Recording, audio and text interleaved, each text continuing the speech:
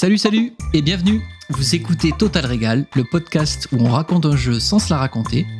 Au micro, c'est Bigot, en duo avec Oxydo. Salut Oxydo, la forme ? La pêche. Et toi, mon cher Bigot ? Eh bien, ça va totalement bien. On rappelle rapido le concept de ce podcast, à savoir qu'à chaque émission, l'un de nous deux raconte en intégralité un jeu vidéo que l'autre n'a jamais fait. Exactement. Et on rappelle aussi que cette émission et celle d'avant sont disponibles sur la plupart des plateformes de podcast, également sur YouTube. Et nous avons aussi un Discord où vous pouvez nous rejoindre pour poursuivre la conversation sur tous ces épisodes. N'hésitez pas à nous laisser un commentaire, ça nous fera extrêmement plaisir et on y répondra évidemment. Et alors, mon cher Oxydo, avec quel jeu vas-tu nous régaler totalement aujourd'hui ?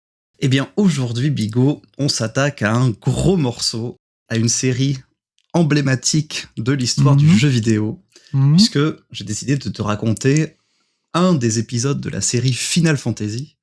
C'est Final Fantasy X-2. Et en préambule, bien sûr, j'aimerais évidemment savoir ce que tu connais du jeu, ou bien quelle idée tu t'en fais. Et peut-être, pour développer un petit peu, quelle est aussi ton histoire personnelle avec justement cette série des Final Fantasy. Alors, pour ce qui est de FF10-2, je connais quasiment rien du jeu, si ce n'est une chose qui m'a pas mal marqué, ça va te faire rire, c'est son affiche. Parce que je me souviens qu'il y avait une affiche du jeu dans la gare. Je me revois la décortiquer en attendant mon TER, c'était au début des années 2000, ça remonte un petit peu. Je sais pas si c'est ça à peu près la date de sortie, mais je le situe dans ces eaux-là. On est à la bonne date. Et d'ailleurs, alors... voilà, je me replonge donc il y a un quart de siècle. J'ai pas souvenir d'autres jeux qui avaient eu droit à ce niveau de pubage à l'époque. Peut-être Donkey Kong Country et encore. Et je crois me rappeler donc qu'il y avait une jeune femme qui représentait ou qui maîtrisait l'élément de l'eau et un jeune homme à l'opposé qui était tout feu, tout flamme. Enfin, en tout cas, sa chevelure et son accoutrement. Et pour continuer sur le côté affiche, ça m'a d'autant plus marqué parce qu'il me semble que pas très longtemps après, toujours pareil, à la gare, il y avait cette fois-ci l'affiche du film Final Fantasy. Les créatures de l'esprit. Je n'étais pas du tout connaisseur de Final Fantasy à l'époque. Je n'avais pas de PlayStation non plus.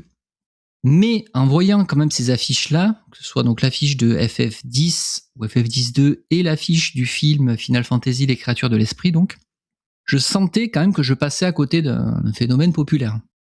Et donc, pour revenir vraiment sur ta question sur Final Fantasy, plus généralement où j'en suis à 5,5.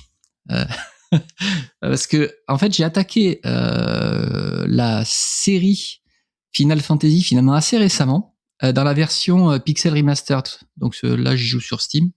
Et donc, je m'y suis pris dans l'ordre. 1, 2, 3, 4, 5. Et donc, je suis à la moitié du 6. C'est très, très sympa quand même de refaire ça, même avec le recul, ces différents épisodes. Ensuite, il faut quand même que je mentionne, ça va te faire sourire, que sur FF7 et FF8, j'en ai quand même eu des aperçus au travers des speedruns. Hein. Mais au-delà de ça, je connais FF7 et FF8 au travers de tes fanfictions, Oxydo, bien évidemment. Mais oui, c'est vrai. Je ne pensais pas qu'on y viendrait. Voilà. Que je recommande chaudement à nos auditrices et auditeurs, évidemment. Les vraies œuvres d'art. Il m'en manque un, c'est FF9. FF9, je dirais que j'en salive d'avance, parce que j'avais lu un article de Rufio, je crois, qui, on va dire, présentait le jeu en soulignant en fait tout l'aspect théâtral de ce jeu-là et avant que ça bascule, j'ai l'impression plus dans la 3D notamment, enfin pur et dur. Et également, j'en ai aussi l'eau à la bouche parce que Moa, que nous connaissons également, avait proposé le jeu dans une version modée avec les potards à blocs au niveau graphique et autres, et ça m'a vraiment donné très très très envie d'y jouer.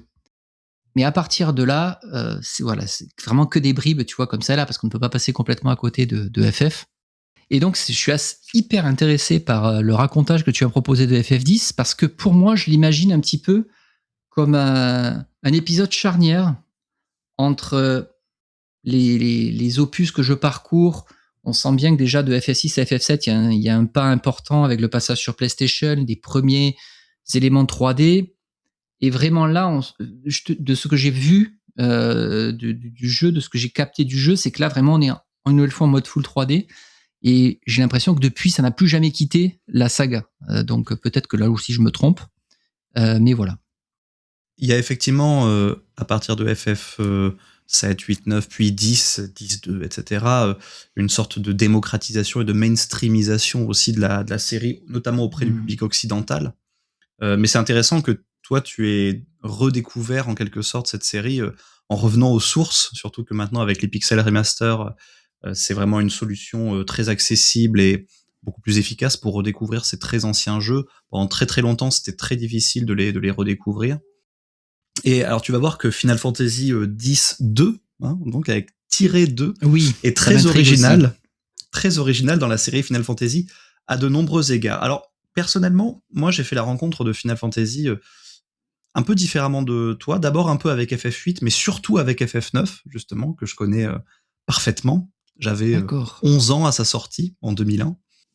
Et Final Fantasy X, c'est, d'aussi loin que je me souvienne, le premier jeu vidéo où vraiment j'ai suivi toute son annonce dans les magazines, dans Gameplay RPG, dans la publicité aussi, comme tu le disais, sur les affiches, etc. Je lisais les articles, je découpais les images, les artworks, les captures d'écran. J'avais acheté Final Fantasy VI qui était ressorti sur PlayStation dans une version totalement injouable, tellement les temps de chargement étaient démesurés, juste parce que dans la boîte, il y avait aussi le CD de démo jouable de FF10. Waouh! Donc, inutile de te dire que quand il est finalement sorti sur PlayStation 2, en 2002, donc, pour Final Fantasy X, ce fut un éblouissement. C'était effectivement une révolution technique, aussi narrative, on va le voir. Et bien sûr, j'ai attendu Final Fantasy X-2, quand il a été annoncé, avec une impatience folle, jusqu'à ce jour de février 2004, où j'ai pu l'acheter, je me souviens, le premier jour de sa sortie. Puisque, il faut le préciser dès maintenant, avant même de commencer le racontage, FF10-2, c'est bel et bien la suite directe de Final Fantasy X. Oui, c'était vraiment une question que j'avais. C'était est-ce que ce 10-2, c'était deux je CD pressentais dans un la peu même la boîte, question et voilà. Oui, bien sûr. On va pas faire de suspense trop durable. Alors c'est une gageure pour moi dans le cadre de ce podcast parce que je vais tenter donc de te raconter ce JV sans trop m'attarder en fait sur le jeu qui l'a précédé, en racontant le moins possible FF10. Mais rassure-toi, il fait partie de ces suites qui s'apprécient parfaitement, quasiment même sans avoir joué au premier. Les choses sont bien faites et tu verras que normalement, ça devrait fonctionner. Première fois également qu'on va tenter le racontage d'un RPG, d'un JRPG dans Total Regal, genre qui est connu pour la longueur de ses jeux. Alors je serai parfois obligé de faire quelques ellipses, quelques grosses ellipses notamment, mais bon, tu verras que le jeu s'y prête bien. Je t'en dis pas trop pour l'instant, mais bon, on va essayer que ce racontage soit le plus savoureux possible. Très, très, très, très hâte. Est-ce que tu es prêt, Bigot ? Totalement prêt.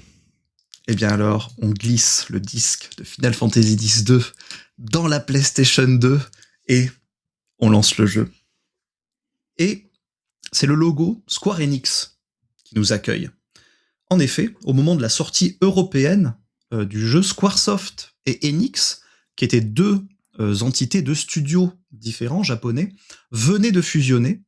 Mais pour l'anecdote, c'est en réalité Final Fantasy X-2, le tout dernier jeu réalisé entièrement par Squaresoft, qui est sorti sous le logo Squaresoft au Japon en mars 2003, donc un an avant la version française, 15 jours avant la fusion de Square et Enix. Ok. Nous arrivons sur le fameux menu principal des RPG qui nous accueille par des effets déjà assez vibrants. Il y a un écran noir qui est comme traversé de part en part par une longue bande sépia en diagonale, comme si on avait déchiré la substance de l'écran. Et sur cette bande, un plan rapproché sur 3 jeunes femmes, armées, qui nous regardent avec un air de défi. Ces 3 personnages, que je te décrirai un peu plus tard, se retrouve aussi dans des courbes bleues, violettes et jaunes sur le logo du jeu, signé, ce logo, comme depuis Final Fantasy premier du nom, par le grand artiste japonais Yoshitaka Amano, qui a réalisé tous les logos, notamment de la série Final Fantasy, et qui était même aussi Chara designer dans les premiers épisodes chez Squaresoft. Avec Final Fantasy X-2 écrit en énorme dans la typographie bien connue de la série, que tu dois te représenter, ces lettres assez hautes et assez serrées. En dessous, les traditionnelles mentions, nouvelle partie est chargée, et donc on sélectionne la première bien sûr. Et alors dans la plus pure tradition Final Fantasyesque, depuis notamment FF7, premier épisode comme tu le disais à être sorti sur PlayStation et à intégrer de la 3D, le jeu commence par une scène cinématique en images de synthèse.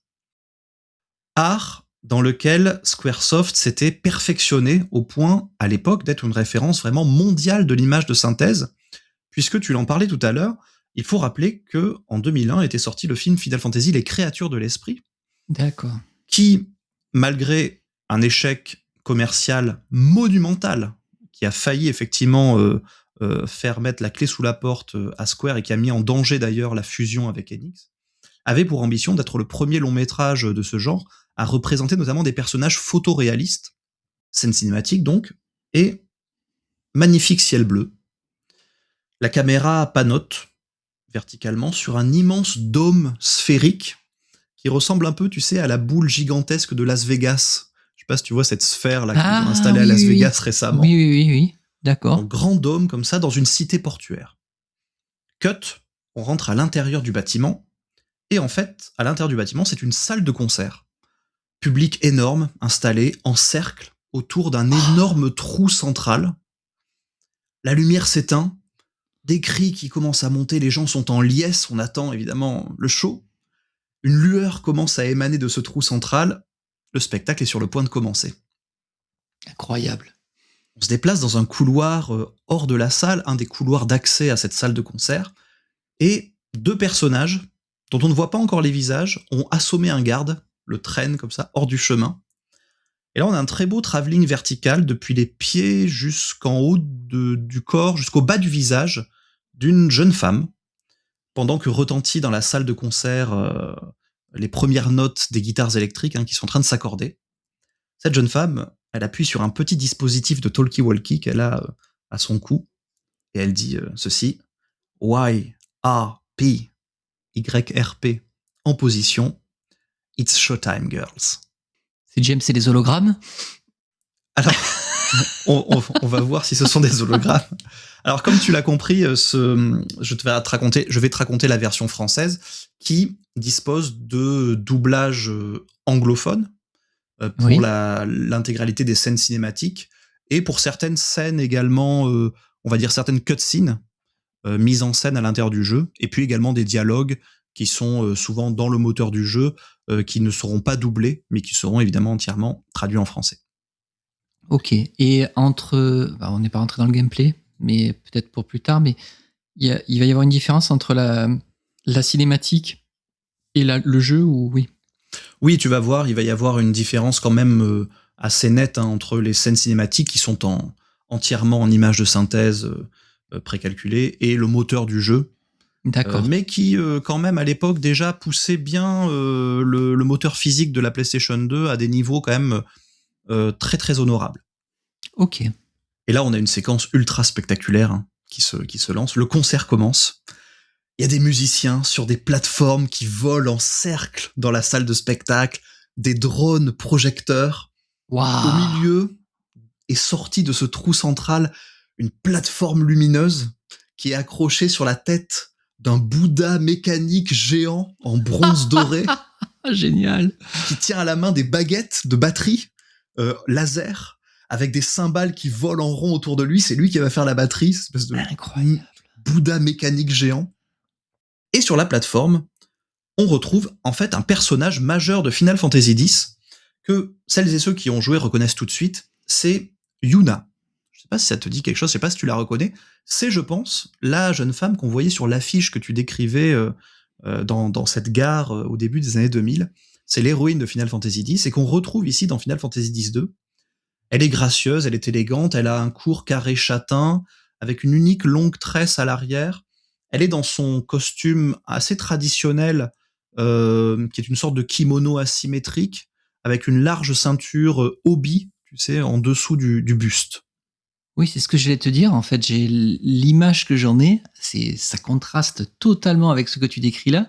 C'est que j'ai le souvenir d'un personnage, comme tu le dis, en costume très traditionnel, limite un personnage, je dirais féminin, tu sais, un peu dans l'archétype, tu sais, du mage bleu, de l'eau, etc. Un peu réservé. Voilà, je n'imagine absolument pas prête à prendre le micro et à interpréter un morceau dans un concert complètement survolté. Tu ne crois pas si bien dire, parce que effectivement, quand on a joué à FF10, on se demande. Le contraste est vraiment saisissant. D'accord. Et alors qu'elle avance sur scène, tout en tournoyant, des rubans lumineux commencent à l'entourer d'une lueur aveuglante et son vêtement se transforme en celui d'une chanteuse pop. C'est Sailor Moon. C'est Sailor Moon. Bustier bleu à jabot, mini-jupe et un volet rouge ultra pop qui s'affiche avec son visage et écrit en dessous Yuna, très disco. Et elle attrape son micro, elle a totalement changé de tonalité, de visage. Et là, on a la chanson Real Emotion, en anglais dans les versions américaines et européennes du jeu, en japonais dans la version originale, qui est une chanson très entraînante, vraiment totalement J-pop, qui commence par What can I do for you? Ta-na-na. Enfin, on est vraiment dans un concert de variété pop endiablé. Donc là, on a la sensation, d'après ce que tu dis, qu'il casse complètement l'image du protagoniste du premier opus, enfin de la protagoniste principale. Dès le début du jeu, dès la première scène, on a une rupture complète. Et de manière générale, cette rupture va se jouer énormément sur l'ambiance sonore du jeu. Je vais pas pouvoir te décrire chaque musique indépendamment, évidemment, mais l'ambiance sonore globale du jeu tranche complètement avec la musique de Final Fantasy X et plus généralement avec la musique de Final Fantasy en général, parce que c'est le premier jeu sur lequel n'officie pas le légendaire Nobuo Uematsu, qui a été le compositeur attitré de toute la saga jusqu'à Final Fantasy X. Et ici, à sa place, on trouve le duo Matsueda Eguchi, qui viennent, eux, au contraire, plutôt du jazz, plutôt de l'électropop. Et donc, on a un changement de ton drastique dès le début du jeu. C'est beaucoup plus léger, c'est très acidulé, c'est très inspiré de la J-pop, voire un peu du R&B japonais également. Ah oui. Donc, dès le départ, il y a une sacrée prise de risque, une sacrée audace, mais qui est totalement assumée à la fois dans la façon de présenter les choses d'un point de vue visuel et donc sonore. Ouais, ça c'est génial. Totalement assumé, mais comme tu le dis, une audace qui a pu aussi déstabiliser un certain nombre de joueurs, de joueuses, de critiques aussi à l'époque. On aura l'occasion d'y revenir. Et donc en parallèle de ce concert endiablé, les gens sont complètement fous. Il y a même une chorégraphie, enfin c'est vraiment incroyable. On a deux autres personnages, donc c'est les deux personnages qu'on a vus dans les couloirs, qui sont en train de mettre le souk dans les gradins, ils tabassent des gardes. Et donc on retrouve Riku. Riku, elle était déjà là dans FF10. Elle a une expression malicieuse, elle a des longs cheveux blonds attachés en couette, en tresse, en dread. Elle a une tenue un peu bikini chic, avec une immense écharpe qui lui arrive jusqu'aux pieds. Et on a également une nouvelle venue, qui s'appelle Pain, qui tranche complètement, puisque elle a une coupe courte, argentée, très stylisée, coiffée en pointe, les yeux rouges, regard tranchant, un collier de choker autour du cou, posture rebelle, costume tout en cuir noir, en sangle. On sent que voilà, il y a deux tonalités différentes qui vont jouer sur les contrastes. Donc Riku et Pain sont là, elles tabassent des gardes dans les gradins. L'une est assez enjouée, Riku, elle est assez solaire, l'autre est très taciturne, le genre plutôt à taper qu'à négocier. Et elles sont clairement là pour en découdre. Pour l'instant, on ne sait pas trop pourquoi. Elles volent une plateforme de musiciens, les plateformes volantes, et elles arrivent sur scène. Et premier combat du jeu. On passe de la scène cinématique directement à un moteur, au moteur physique du jeu. Et on rentre directement dans le gameplay. Oh là là, mais quelle entrée en matière, c'est dingue. L'entrée est folle. Et contre toute attente, on va se battre contre Yuna, qui appelle d'ailleurs deux sbires en combinaison verte à la rescousse. On va jouer Riku et Pain. Et alors, un mot sur la mise en scène des combats, quand même, qui est vraiment très spectaculaire. Celui-là, mais tous les autres également. Il y a des effets de caméra en veux-tu, en voilà, des travelling circulaires, des gros plans, des zooms dramatiques. On est vraiment dans une stylisation over the top en permanence. On a vraiment poussé les potards à fond. Ah oui, totalement assumé, on y va à fond les ballons. D'accord. On est évidemment dans des arènes de combat en 3D. On sent la différence, comme je disais, entre la qualité de l'image de synthèse précalculée et le moteur du jeu, mais ça reste quand même une 3D de grande qualité pour l'époque, et qui a été remasterisé depuis, puisque le jeu est ressorti avec Final Fantasy X d'ailleurs dans une version HD remaster sur les consoles de nouvelle génération. Et alors là, est-ce que ça voudrait dire que le personnage de Yuna qu'on voit là, c'est une réplicante, enfin... Il y a quelque chose quand même qui paraît bizarre. Enfin, quelque chose qui paraît bizarre, quelque chose d'un peu étrange, quelque chose d'un peu louche. Eh bien, nous allons voir. Alors, avant de découvrir qui est cette Yuna un peu étrange qu'on a devant nous, parlons quand même du gameplay du combat en lui-même. Puisqu'on commence par ça. On a un effet d'écran qui se brise, qui va être un peu le lien entre l'exploration et le combat. Et comme dans de nombreux JRPG, on va avoir la zone de combat qui prend tout l'écran, et puis un espace dans le quart le plus bas de l'écran, où vont s'afficher les noms des personnages, leurs points de vie, leurs points de magie, la fenêtre pour choisir leur action, que des choses très habituelles. Mais pour moi, j'ose le dire, on est tout simplement dans Final Fantasy X-2, dans la quintessence absolue du système ATB, qui avait été utilisé depuis Final Fantasy IV jusqu'à Final Fantasy IX, paradoxalement pas dans Final Fantasy X, qui utilise un système fixe de tour par tour, et ce système ATB, Active Time Battle, qui ne sera plus jamais utilisé par la suite dans la série. Donc ce système ATB, tu le connais bien, Bigot, c'est cette petite barre horizontale associée à chaque personnage, qui se remplit progressivement pendant que le temps défile, et au moment où la barre est remplie, on a accès à la fenêtre de commande du personnage pour choisir son action. Alors pourquoi la quintessence ? Parce que tout est magnifiquement bien réglé, ça va vite, tout en étant très gérable, parce que les jauges sont plus ou moins longues et se remplissent plus ou moins vite selon le personnage et son état, parce qu'il y a un temps de charge supplémentaire pour certaines actions qui font qu'une magie doit par exemple être invoquée, tandis qu'un coup d'épée part instantanément, parce qu'il y a un système de combo également qui fait que les attaques synchronisées sont plus puissantes. C'est une véritable merveille d'horlogerie que j'aurais adoré retrouver dans des versions toujours plus peaufinées dans les épisodes suivants, plutôt que parfois d'ailleurs des systèmes autrement plus discutables. Il ne faut pas longtemps pour s'apercevoir que Riku est une voleuse. Elle se bat avec des dagues, elle peut voler des objets, des accessoires, et Pain, elle, fera office de guerrière. Elle a une épée, elle a des techniques de lame. On commence notamment avec une attaque qui s'appelle Émousse, qui peut réduire la force de l'ennemi. Alors ce premier combat, c'est une formalité, mais il met déjà bien dans l'ambiance.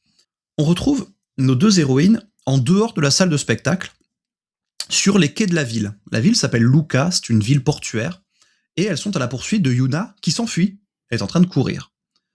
On la poursuit, tout en se débarrassant sur le chemin d'une poignée de sbires à la fois masculins, ceux qui sont en combinaison verte, puis aussi féminins, qui attaquent avec de la magie, qui sont en combinaison rose. On poursuit notre chemin et on arrive sur un quai, et là, en arrivant sur ce quai, Riku et Pain sont prises en tenaille par deux personnages très baroques, très en relief, qui arrivent d'un côté et de l'autre, sorte de Laurel et Hardy japonais. On a un grand très maigre et un petit très large, au costume de guerrier japonais, un peu samouraï, un peu ninja, on sait pas trop, assez caricaturaux. Mais avant qu'ils nous attaquent, surprise, Yuna débarque. Mais cette fois-ci, elle est dans un petit top blanc, un short en jean, et surtout, elle a deux flingues à la main. Elle commence à les canarder. Elle commence à les canarder, pa. Et là, nouvelle scène cinématique, dans un salto époustouflant, elle saute par-dessus d'eux, elle virevolte et elle vient atterrir aux côtés de Riku et de Pain. Et là, on a un money shot magnifique, très Charlie's Angels, avec Yuna, Riku, Pain, face cam, l'image qu'on avait sur le menu principal, qui nous regarde, excellent. avec en bas qui s'affiche YRP, Yuna, Riku, Pain. Ah, d'accord. Ce sont leurs initiales. Et on a un combat qui s'enclenche, évidemment, contre ces deux samouraïs, qui ont pour nom Logos et Ormi, en version française. Yuna fait office de tireuse. Elle peut attaquer en tir rapide, notamment avec ses flingues. Et une fois les 2 sbires éliminés, je te passe rapidement, eh bien, une deuxième Yuna apparaît. Celle du concert. Elle est en vêtements de chanteuse. Et nous apprenons la vérité, ce n'était qu'une impostrice. Et oui. Évidemment, la vraie Yuna lui réclame ce qu'elle appelle une palette. L'autre s'exécute, elle lui rend sa palette, et là, d'un seul coup, elle se transforme. Pareil, dans un tourbillon lumineux, dans sa vraie identité. Et cette vraie identité, c'est celle de Leblanc. Femme fatale, sculpturale, cheveux blonds, éventail métallique à la main, grand kimono avec une sorte de collerette époustouflante, rose bonbon de diva, très extravagante, très décolletée, un tatouage de cœur en haut de la poitrine, et combat contre le blanc. Mais c'est les Totally Spies, là. Complètement les Totally Spies. Alors, j'ai plus les noms des personnages, mais en plus, il y a une protagoniste, je crois, dans une tenue bleue, là, par rapport à... C'est quoi? C'est Alex, Clover et Sam, je crois. Oui, Alex, Clover et Sam. Et il y a leur pire ennemi, là, qui... C'est Mandy. Mandy, leur pire ennemi. Ça, oui, tout à fait. Cette image-là qui est mise, pardon. Totalement les Totally Spies. Et c'est pendant le combat contre le blanc qu'on apprend, par un petit tuto, le cœur du système de jeu, c'est le changement de vétisphère. N'importe quand pendant le combat, on peut utiliser le bouton L1 pour accéder à la palette de chaque personnage. Cette palette, qu'est-ce que c'est? C'est une sorte de grille où sont disposées les différentes vétisphères qui lui sont accessibles, c'est-à-dire ni plus ni moins que des vêtements qui sont en fait des jobs hérités directement de Final Fantasy V et qui avaient été totalement abandonnés depuis dans la série. C'est le retour des jobs à la FF5.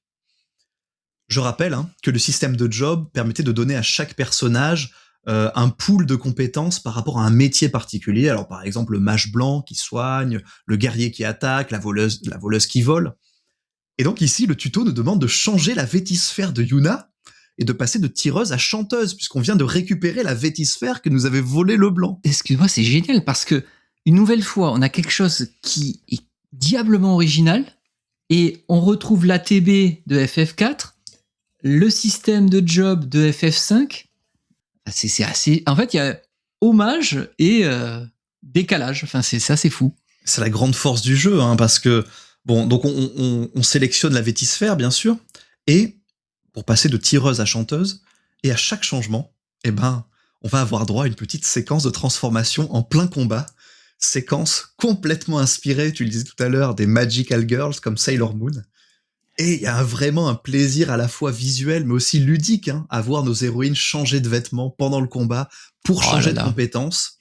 Parce que dans FF5, c'était uniquement en dehors des combats, sur le menu du jeu. Et donc les 3 filles vont avoir accès à toutes les vétisphères. Donc on peut très bien imaginer mettre Riku en guerrière et Pain en voleuse pour intervertir leur rôle. Et il y a non seulement un style de vêtements associé à chaque vétisphère, mais en plus, chacune des 3 héroïnes a, pour une même vétisphère, son style particulier. C'est-à-dire que le mage blanc, Yuna en mage blanc, va être différente de Pain en mage blanc que de Riku en mage blanc. Dès le départ du jeu, le panel de possibilités est incroyable. Immense liberté qui va se retrouver dans d'autres domaines du jeu, tu vas le voir. Et dans le menu du jeu, bien sûr, chaque vétisphère va être associé à une liste de compétences qu'on peut apprendre et débloquer au fur et à mesure des points d'aptitude qu'on reçoit pendant les combats.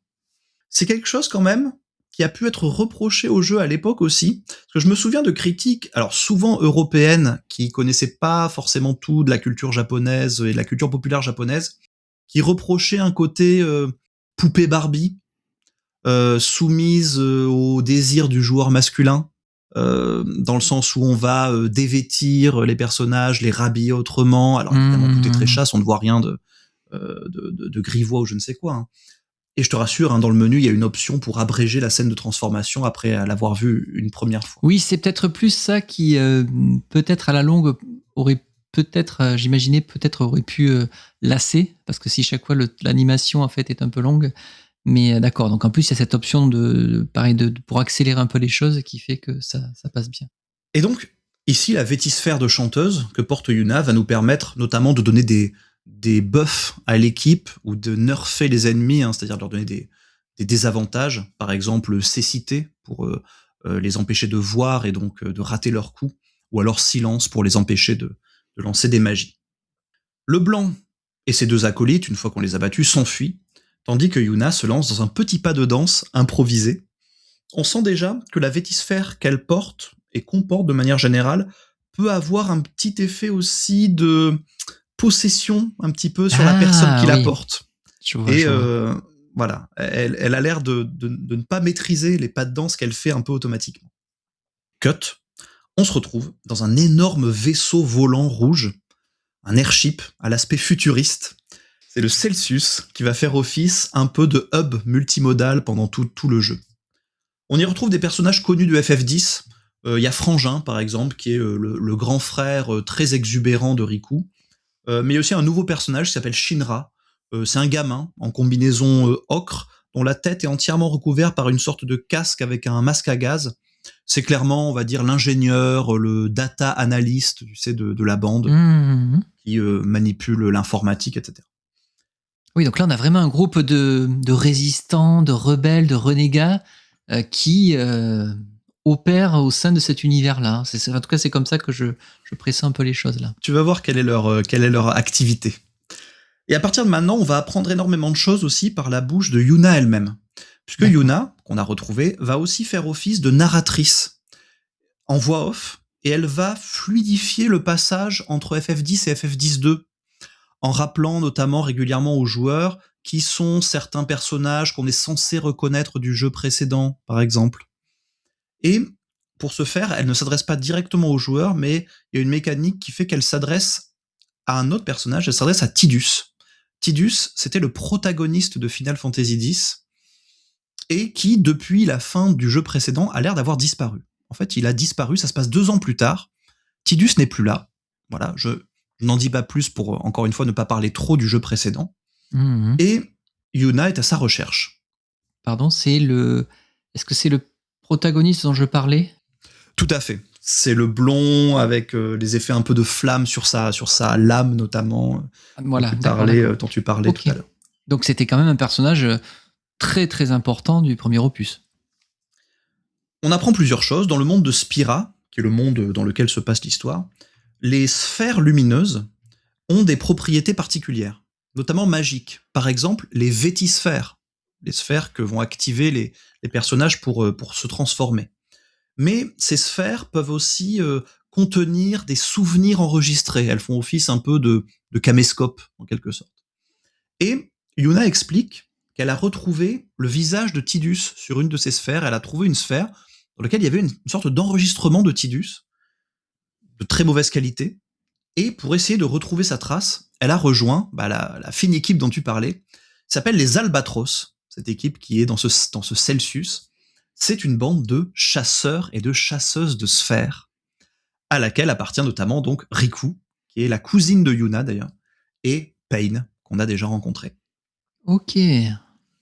Des chasseuses de sphères, donc les Albatros, les Gullwings en version américaine. Et alors tu parlais de théâtralité, Bigot. Eh bien, comme toute bonne pièce de théâtre, eh bien le jeu est divisé en actes. Et donc commence dès maintenant le premier acte du jeu. Ah, génial. Et justement, ce premier acte commence sur les chapeaux de roue. Alerte générale, on a repéré une sphère de valeur dans les ruines au sommet d'une montagne qui est le mont Gagazet. Alors là, elles ont un, comment dire, tu sais, comme dans Dragon Ball, un radar, tu sais, qui détecte les sphères, c'est un peu ça l'idée ou... C'est ça, c'est Frangin qui est aux commandes du vaisseau, qui a des alertes sur son radar, qui dit « D'accord. On a repéré une sphère qui parle d'ailleurs dans une langue inconnue. Il parle en Albed. C'est un des peuples qui sont dans ce monde-là. Et d'ailleurs, pour la petite anecdote, pour traduire l'Albed, il faut récupérer au fur et à mesure du jeu des manuels d'Albed. Et chaque manuel traduit une lettre. Et donc, au fur et à mesure, tu vas pouvoir déchiffrer les dialogues, notamment de ce personnage-là. Alerte générale, on a repéré une sphère de valeur donc, dans les ruines au sommet du mont Gagazet. Ni une ni deux, on y va mon général. On arrive dans des ruines assez alambiquées, éventrées, où les constructions humaines se mêlent aux rochers. Les 3 filles sont larguées par le Celsius, et petit tuto platforming. Alors c'est clairement pas le point fort du jeu, où il faut appuyer sur rond pour grimper et sauter automatiquement, pour résumer, hein. Impossible de tomber. Quelques coffres sont dissimulés sur le trajet. Je vais pas m'apesantir, hein, sur ces phases de plateforme et d'exploration. On se fraye un chemin, on se bat contre quelques monstres, avant de retrouver, tu l'as deviné, le blanc. Et ses sbires, évidemment. Le blanc, c'est une chasseuse de sphères, elle aussi. Et elle est sur la même piste que nous. Alors malheureusement, tu t'en doutes, Bigot, je n'aurai jamais le temps de rentrer dans les différentes stratégies de tous les combats, ce serait beaucoup trop chronophage. Mais il faut simplement garder à l'esprit que ce système de vétisphère, qui, comme tu l'as dit, est très très flexible, permet de s'adapter en permanence aux besoins à la volée. Par exemple, on peut transformer Yuna en chanteuse pour embrumer Logos et Ormi, puis on la retransforme en guerrière pour taper le blanc avec Pain, tandis que Riku vole des accessoires et quelques piécettes. Après avoir redonné donc une bonne leçon à Leblanc, une course-poursuite s'engage, et là on a 6 minutes pour arriver jusqu'au sommet avant eux. Alors on court, on bat des monstres sur le trajet, et puis avant de mettre la main sur la précieuse sphère, on arrive en premier. On doit vaincre notre premier boss, premier vrai boss, qui est le gardien des ruines, énorme araignée, hein, qu'on peut facilement vaincre cependant, notamment grâce à la capacité des guerrières qui peuvent enchanter leur épée avec de la magie de feu quand elles ont appris cette compétence. Le monstre étant sensible au feu, ce n'est qu'une formalité. On a récupéré cette sphère, et donc de retour au Celsius, Shinra, le petit gamin intelligent, ingénieur, visionne les souvenirs de la sphère. Alors rien de bien fou dessus, mais nous débloque surtout la capacité de vétisphère de la sphère. Parce que cette sphère, c'est aussi une vétisphère, et on a désormais accès à la vétisphère du mage noir. Okay. Et donc les attaques magiques qui vont avec le chapeau de sorcière, le bâton. Et donc c'est toujours un plaisir quand on acquiert une nouvelle vétisphère. La première chose à laquelle on a envie, c'est de l'équiper aux filles et puis d'aller dans un combat pour voir comment elles sont habillées, comment elles l'utilisent. Bon. C'est vraiment un plaisir ultra gratifiant. Nouvelle alerte. Tout de suite, le jeu vraiment s'enchaîne comme ça très rapidement. Ah oui. 2 autres sphères ont été repérées. Alors c'est le moment d'expliquer comment fonctionnent les déplacements dans le jeu. Parce que le Celsius va vraiment faire office de hub central, et à partir du Celsius, on va avoir accès à une liste d'une quinzaine de localités qui sont toutes réutilisées à partir de Final Fantasy X, que l'on peut visiter quand bon nous semble. On sélectionne dans la liste et on est téléporté dans cette localité-là comme si le Celsius nous y avait largué. J'ai vraiment la sensation, alors tu me diras, l'image est facile, hein, mais tu sais, du Faucon Millenium qui a comment ça s'appelle, j'ai oublié le nom, mais du transfert là, dans l'hyperespace, en fait, qui permet tout de suite, en fait, de passer d'une planète à l'autre. Ça m'évoque énormément ça. C'est un peu ça. Et alors le jeu, comme tu le vois, abandonne en très grande partie l'aspect linéaire de ses prédécesseurs. Ah oui. Oui. Notamment ce qu'on avait pu reprocher à Final Fantasy X, qui était un long couloir. D'accord. Au profit d'un système de missions, dont certaines sont obligatoires, mais il y a aussi énormément de missions facultatives que l'on peut faire pour beaucoup dans l'ordre qu'on veut, et on sent que la révolution du monde ouvert est passée par là. Parce qu'en 2001, sur PlayStation 2, est sorti Grand Theft Auto 3, GTA 3, et Square a tenté de se mettre à la page en proposant une structure plus ouverte, comme l'explique notamment Toriyama, le réalisateur du jeu, pour ouvrir, alors non pas dans un monde ouvert comme on l'entend aujourd'hui, hein, mais en tout cas dans quelque chose de beaucoup moins linéaire. Et ça change forcément aussi la tonalité du jeu, parce qu'on passe clairement d'une quête épique et tragique dans Final Fantasy X à une aventure très fragmentée, très morcelée, beaucoup plus enjouée dans FF10-2, où les héroïnes sont finalement des sortes de mercenaires, aventurières qui vont aux 4 coins du monde. Oui. Alors, parmi les missions facultatives possibles, que je ne vais pas développer parce que ce serait beaucoup trop long, mais pour te donner une idée, on peut par exemple retourner à Luca, là où il y avait le dôme, pour découvrir ce qui s'est véritablement passé pendant le concert d'introduction, et notamment où était cachée Yuna. On peut aller au Sélénos, c'est un grand fleuve qui traverse comme ça, un peu comme le Gange en Inde. On peut aller escorter un chargement pour récupérer notamment une nouvelle vétisphère, qui est la vétisphère de Pistomancienne, qui est l'équivalent du mage bleu. C'est la vétisphère qui consiste à utiliser un pistolet de pistomancie pour apprendre les compétences des ennemis en leur tirant dessus, et qui est très utile aussi parce qu'elle a la capacité d'analyse, de scan des ennemis pour savoir leurs forces et leurs faiblesses. Est-ce qu'on a une explication, au-delà du fait qu'elle veuille se mettre à la recherche de Tidus, mais que Yuna est basculée, on va dire, d'une tenue traditionnelle à une tenue de cowgirl? Alors, on comprend que quand elle a trouvé cette sphère représentant Tidus, elle a pris les choses en main, elle a voulu changer un peu de vie, et elle a suivi, en fait, elle a rejoint Riku et Pain. Et d'ailleurs, pendant tout le jeu, à travers la narration en voix off de Yuna, on voit qu'elle regarde Riku, qu'elle regarde Pain, et elle commente un peu leurs actions en disant « J'aimerais être aussi enjoué que Riku, j'aimerais avoir la force d'âme de Pain ». Et on sent que c'est un parcours aussi très personnel, une quête un peu intérieure, de savoir comment se réadapter aussi dans un monde nouveau, puisque, encore une fois, sans vouloir trop en dévoiler, Yuna a eu un rôle très très important, très lourd, avec un fardeau très important dans le jeu précédent. Elle a plus ou moins sauvé le monde en réalité. Et donc, comment se réinventer dans un monde nouveau quand on a été la sauveuse du monde. Tu vois, voilà. D'accord. Mais et les autres personnages en ont conscience de ça ou pas du tout? Un petit peu, surtout Pain. Pain a aussi une certaine, une certaine pression sur les épaules, et on voit qu'elle comprend davantage ce que peut vivre aussi intérieurement Yuna. D'accord. Autre mission facultative possible, on peut aller dans un désert, qui est le désert de Bikanel. On peut aller commencer à creuser dans le désert pour aider les Albètes, justement, c'est ce peuple du désert qui est fan de machines, à dénicher des morceaux antiques de machines pour créer une nouvelle machine. Je vais évidemment me concentrer sur les missions qui vont nous faire avancer dans le scénario, tout en gardant à l'esprit quand même que tous ces lieux sont chargés d'énormément de charme. On peut y retrouver beaucoup de personnages de Final Fantasy X, voir comment les choses ont évolué depuis 2 ans. Il y a pléthore de mini-jeux divers et variés. Bon, impossible de s'ennuyer.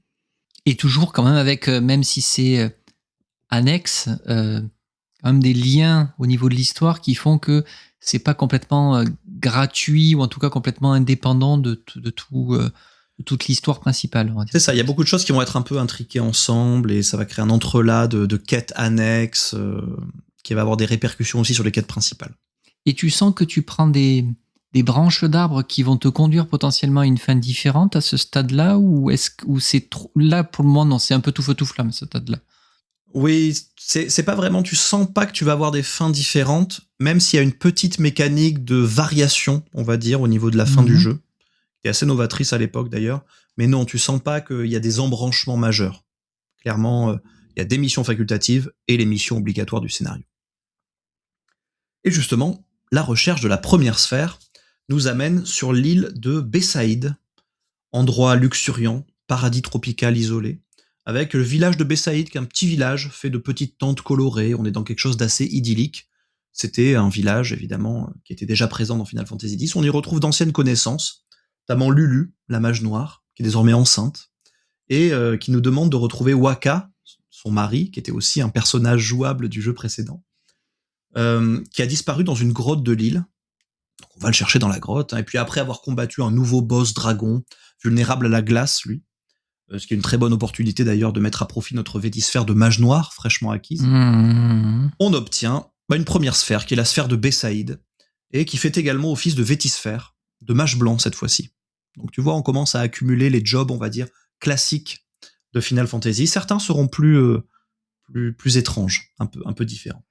Quel plaisir ça doit être de retrouver des endroits après que, surtout s'il y a un événement cataclysmique potentiellement qui s'est produit, d'y retourner, de les revisiter, ça doit être assez sensationnel en fait, de retourner dans des lieux que tu as visités dans un jeu précédent et qui sont réinvestis d'une histoire, avec des personnages que tu retrouves qui ont évolué. Ça doit être très très très savoureux. Ah bien sûr, c'est une toute autre saveur, je pense, que de faire le jeu immédiatement sans avoir fait le jeu précédent. Je pense qu'il y a un attachement particulier, une espèce de lien affectif avec les lieux, les personnages, qui fait que tu te sens plus connecté peut-être à ce que tu vas découvrir. La recherche de la deuxième sphère nous amène, elle, aux ruines de Zanarkand, C'est une terre sacrée où demeurent les vestiges d'une antique ville, qui est la ville de Zanarkand, qui était 1000 ans auparavant une technopole futuriste qui a été totalement détruite. Et il y a un temple à Zanarkand qui abritait une part très importante d'ailleurs du mysticisme du jeu original de FF10 et qui depuis 2 ans a été transformé en un piège à touristes par le père de Riku. Excellent. Qui n'est autre que Sid. Sid, comme tu le sais, c'est un nom récurrent de personnage, souvent secondaire dans la saga Final Fantasy. Même Issaharu, qui était un invocateur, un puissant et respecté, est devenu à peine mieux qu'un montreur de foire, qui s'est reconverti en hôte du parc Astérix. Et c'est marrant parce qu'il y a tout un discours quand même sur ce que devient un lieu sacré une fois que tout est fini dans le monde d'après. Ouais, c'est intéressant ça. Voilà, est-ce que le monde finalement n'est devenu qu'une immense foire à la saucisse ? Bon, parce que il faut retrouver la sphère, mais parmi tous les touristes, et parmi aussi les chimpanzés qui se baladent à travers la zone. C'est incroyable. Alors, il y a notamment une scène qui est gravée dans ma tête pour toujours. C'est un plan qui dure 1 seconde maximum. On doit trouver un mot de passe à un moment, qui est le mot de passe qui est singe, donc monkey en anglais. Et on a un plan fixe où il y a Riku qui comprend quel est le mot de passe et qui dit monkey, comme ça, avec un plan fixe sur sa tête. C'est vraiment une vision ultra uncanny, tu sais, un visage sans expression terrifiant, une image qui est restée toujours gravée dans ma mémoire. Petite parenthèse. Génial. À peine avons-nous récupéré donc cette nouvelle sphère de Zanarkand, et bien qu'une nouvelle alerte nous parvient, cette fois-ci on aurait repéré une super sphère. Ah oui. Alors là, on avait déjà 2 sphères normales, la super sphère, bon, il faut y aller tout de suite. Ah oui. Elle va être très convoitée, très certainement. Le méga Kinder Surprise. Exactement. Cette super sphère, elle se trouve à Kilika. Alors Kilika, c'est un village côtier, tropical, bâti sur pilotis, à côté d'une jungle luxuriante, une architecture de bois, une lagune aux eaux cristallines. Dans l'absolu, il faut te dire que le monde de Spira, contrairement au monde des Final Fantasy antérieurs, qui était plutôt inspiré, disons, de settings un peu européens, américains, japonais, urbains, là est plutôt inspiré d'une sorte d'Asie du Sud-Est. Il y a beaucoup d'éléments qui font plutôt penser à cette région du monde. Peut-être parce que j'ai fait une confusion là sur les 2 personnages, Laurel et Hardy dont tu parlais, mais j'ai totalement l'esthétique Chrono Cross en tête, avec les îles là et de ce que tu me décris là. Alors Kilika, on retrouve vraiment l'esthétique du premier village de Chrono Cross, voilà, dont le nom m'échappe, mais on est vraiment dans cette esthétique avec le petit ponton, tu sais, qui s'avance dans la mer. Je vois bien. Au niveau des costumes, des décors, de la jungle luxuriante, c'est totalement ça. Mais de façon générale, même ça a l'air assez gai, en tout cas les premiers endroits que tu me dépeins, ou peut-être c'est lié à l'effervescence là, du début de l'aventure, mais peut-être qu'ainsi quand on revient sur les ruines là de Zanarkand dont tu parles, peut-être que c'est, en tout cas peut-être si s'habiller en lieu de tourisme, c'est peut-être faussement joyeux, mais en fait c'est un lieu chargé de tragique, mais qui est totalement désamorcé par l'humour de la transformation qui a eu lieu. Donc il y a souvent ce côté un peu coloré, un peu pop, un peu acidulé, un peu léger, qui cache des choses un peu plus sombres, tu le verras. Mais en tout cas, pour l'instant, on est vraiment dans quelque chose de très très enjoué. Tu parlais de Totally Spice tout à l'heure, on est un peu dans cette vibe. D'accord. Et Kilika, donc, ça pourrait être une destination de Club Med idéale, mais on n'est pas là pour ça, on est là pour récupérer la super sphère. La super sphère. Qui serait cachée dans le temple de Kilika. Alors on parle beaucoup de temples depuis le début, c'est parce que ce sont des lieux qui étaient naguère hautement sacrés, qui renfermaient des invocations très puissantes, mais tout ça a disparu depuis la fin du jeu précédent. Il faut se dire que dans le jeu précédent, on avait une très forte importance de la religion, notamment, une espèce d'église qui avait un tout pouvoir sur le monde, et tout ça s'est totalement déconstruit. Est-ce que Dieu est mort ? Un peu. Véritablement, un peu. Ah oui, d'accord. Donc, il y a tout à réinventer, si tu veux. Voilà. D'où le fait aussi, peut-être que j'extrapole beaucoup, mais que Yuna, excuse-moi, est paumée. Si elle était dans quelque chose un petit peu comme, je l'imagine un petit peu comme une gardienne de sanctuaire, j'ai plus le terme qui me vient, mais si la religion auquel elle dévouait sa vie n'est plus, forcément, tu es encore plus traumatisé ou en tout cas plus déboussolé. Et donc elle est un peu paumée, mais tout le monde est un peu paumé dans le monde. Il faut réinventer de nouveaux codes, de nouvelles normes morales, sociales, politiques. Et c'est plus profond que ça en a l'air. Pour parvenir jusqu'au temple de Kilika, il va falloir se livrer à une sorte de mini-énigme pour dérouter les gardes qui sont présents sur les lieux, qui cherchent aussi la sphère, elle a l'air assez convoitée. Passer discrètement à travers les checkpoints dans la forêt, alors il y a également des mots de passe à donner, toujours en lien avec les singes d'ailleurs. Je te passe tout ça. En arrivant sur l'esplanade devant le temple, on combat un énorme golem où les compétences de la guerrière, notamment, qui diminuent, la force, la constitution, se révèlent bien utiles. Et une fois qu'on a battu cet ennemi, nous récupérons la super sphère, retour au Celsius, et c'est la fin du premier acte du jeu. Acte 2. Attends, alors la gigasphère, là, par contre, qu'est-ce que c'est ? Justement, de retour sur le Celsius, on visionne la super sphère de Kilika. Ok. Et alors qu'on s'attend à y trouver un souvenir, plus ou moins anodin, c'est le contraire. Yuna y voit un personnage ressemblant étrangement à Tidus, son amoureux disparu. Amoureux. Ah oui, c'est vrai, je ne l'ai pas précisé, mais oui, elle le recherche parce que mais ils se sont aimés.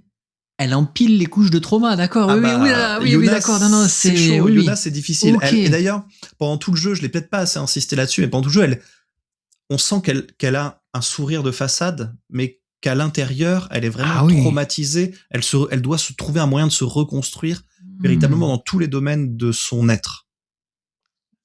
Ce personnage, donc, qui ressemble à s'y méprendre à Tidus, se trouve sur une esplanade dans un immense hangar face à une créature mécanique gigantesque, au son d'accords de piano.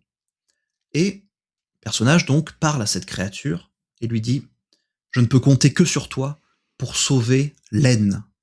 Le personnage se retourne vers nous et on voit le visage du monstre mécanique derrière. Une espèce d'immense méca avec un crâne insectoïde et démoniaque, des yeux rouges effrayants, comme des défenses de rhinocéros ou d'éléphants sur les deux côtés de sa bouche, aux dents acérées. Yuna, après avoir visionné cette sphère, la nuit suivante, fait un cauchemar. Elle se voit elle-même courir aux côtés de Tidus dans ces couloirs souterrains de ce hangar, jusqu'à arriver sur cette même esplanade devant la créature. Et alors que les deux amoureux sont là, face l'un à l'autre, ils se font tirer dessus par des hommes en armes, ils sont exécutés au pied de cette créature et tombent l'un à côté de l'autre, morts. C'est la perplexité, comme tu l'imagines dans le Celsius. Tant qu'on chasse des sphères tranquillou, ça va. Mais là, ça semble un peu dépasser notre compréhension, notre entendement. Oui. Et alors, il faut faire un point ici d'ailleurs sur la situation politique du monde de Spira bouleversé. Parce que, après que justement cet ordre religieux qui avait été établi en grande partie par une église corrompue s'est détruit, le pouvoir s'est restructuré en 3 branches. Il y a la Ligue des Jeunes. La Ligue des Jeunes, c'est une faction progressiste qui prône une certaine transparence sur le passé de Spira, qui cherche à construire une nouvelle idéologie autour notamment de la liberté, de la fougue de la jeunesse. On a une deuxième branche qui est Néo-Yevon.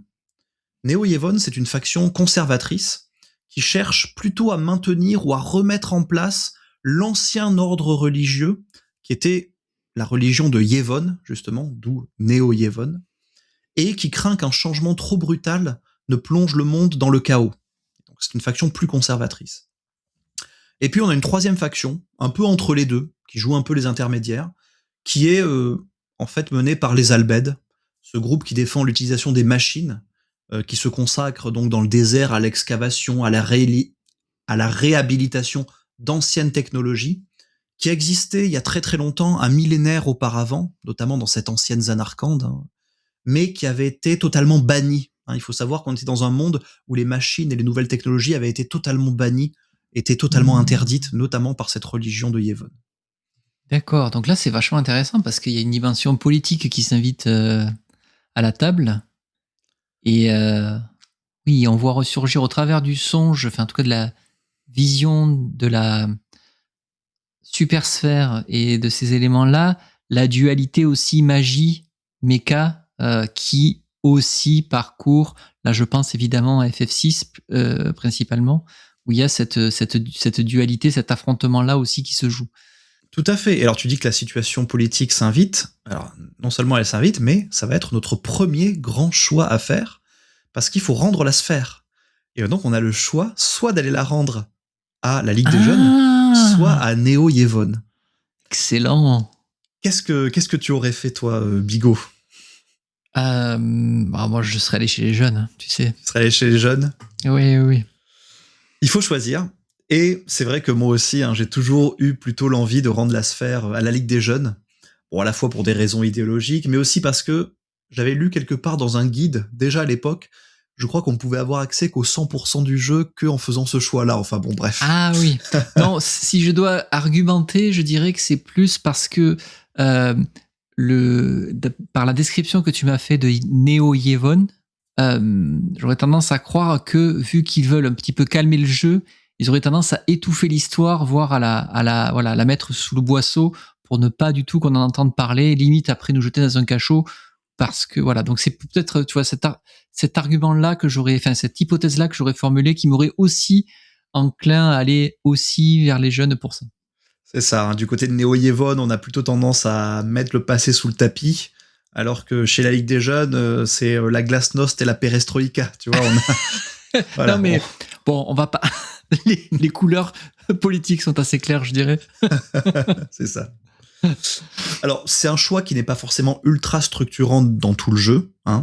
C'est pas 2 embranchements majeurs, mais ça détermine quand même quelques modifications, notamment dans les lieux qui nous seront accessibles à tel ou tel moment.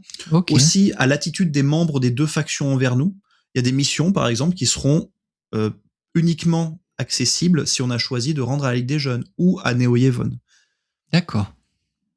Et donc, on va rendre la sphère à la Ligue des Jeunes, et c'est l'occasion de rencontrer le leader de cette faction. Il s'appelle Nouge, et c'est un beau gosse.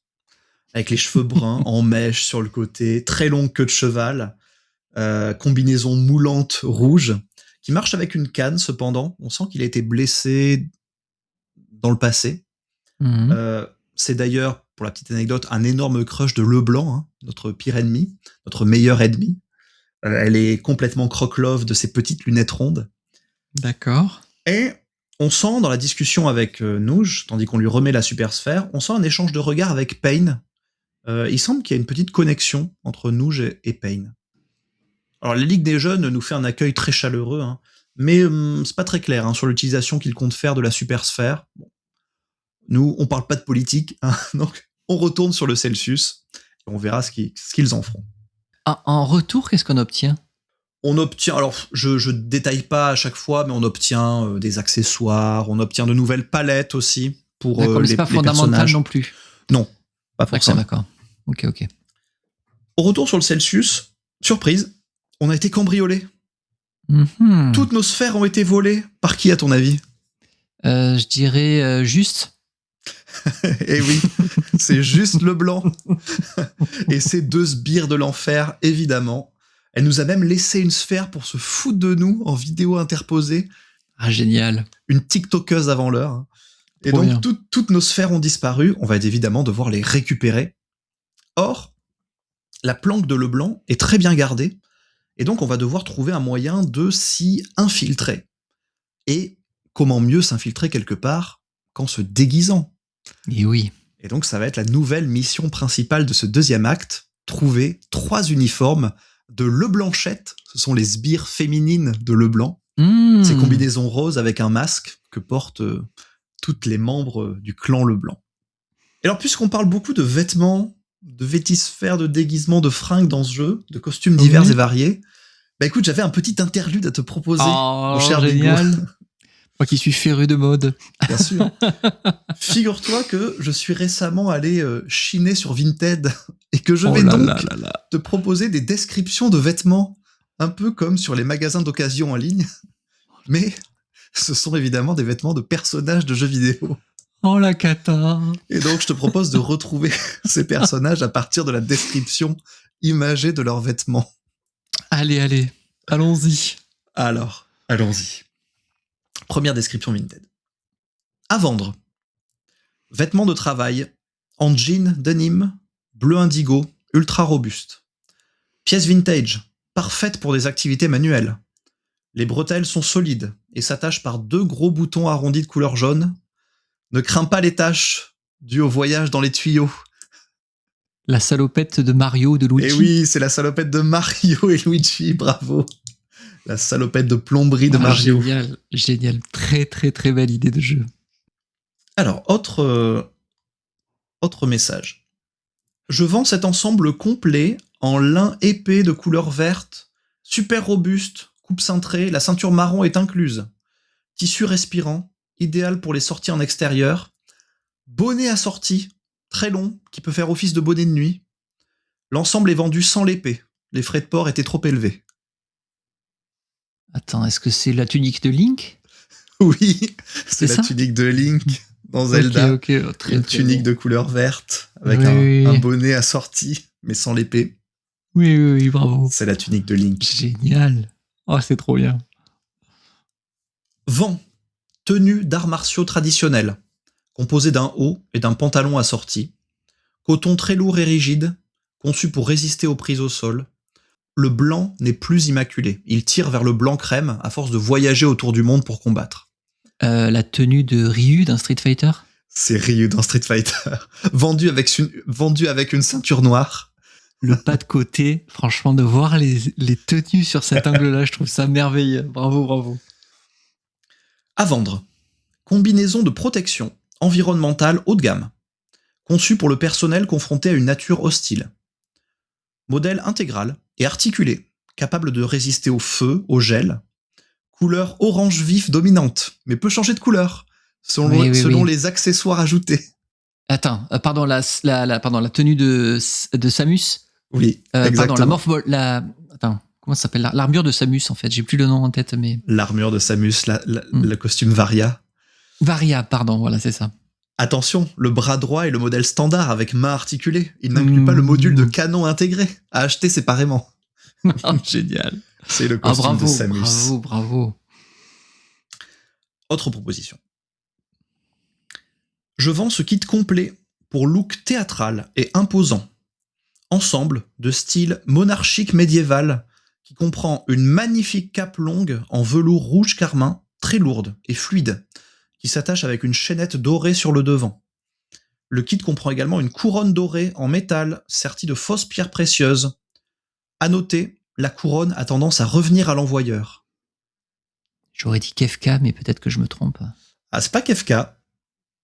C'est un ensemble composé vraiment uniquement d'une cape et d'une couronne. Alors pour te donner un indice, ce n'est pas un personnage humain. Ah non, là j'ai pas du tout le jeu, du tout. Tu l'as pas si je te dis crocodile ? Ah, bien sûr.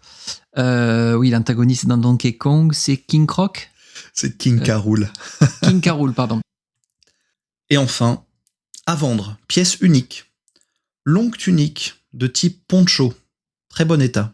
Coupe trapèze, très fluide, évasée vers le bas, conçue dans une matière respirante qui réagit très bien au vent. Broderie géométrique, col montant, capuche intégrée, pour se protéger efficacement de la poussière et des courants d'air. À noter, la tunique est vendue avec une écharpe assortie ultra longue, très légère et ajustable. Alors, je n'aurais pas le nom du personnage, mais c'est dans le jeu Journey, non ? C'est ça ? C'est le voyageur de le Journey, voyageur de Journey. Ouais. C'est le personnage principal de Journey. Waouh, excellent. Eh bien, retour au jeu, et on est dans les vêtements, puisqu'on doit récupérer des uniformes. Oui. Et alors, pour récupérer le premier uniforme, on va devoir aller au mont Gagazette, au sommet duquel se trouvaient les ruines qu'on a visitées au début du jeu. C'est une montagne enneigée, où vivent les Ronso, qui sont un peuple de lions violets anthropomorphes. Et il faut le voler, cet uniforme, parce que il est porté par les Leblanchettes. Et justement, les Leblanchettes profitent d'un moment de répit, et elles sont dans des sources chaudes dans la montagne. Alors là, bon, on a une scène qui a fait beaucoup parler en son temps. Évidemment, on n'échappe pas à la baignade des Leblanchettes, à la baignade du groupe des Albatros, dans le onsen naturel du mont Gagazette. Alors, en maillot de bain, bien sûr, Ça cherche un peu quand même. Hein. Bon. Ça cherche un peu.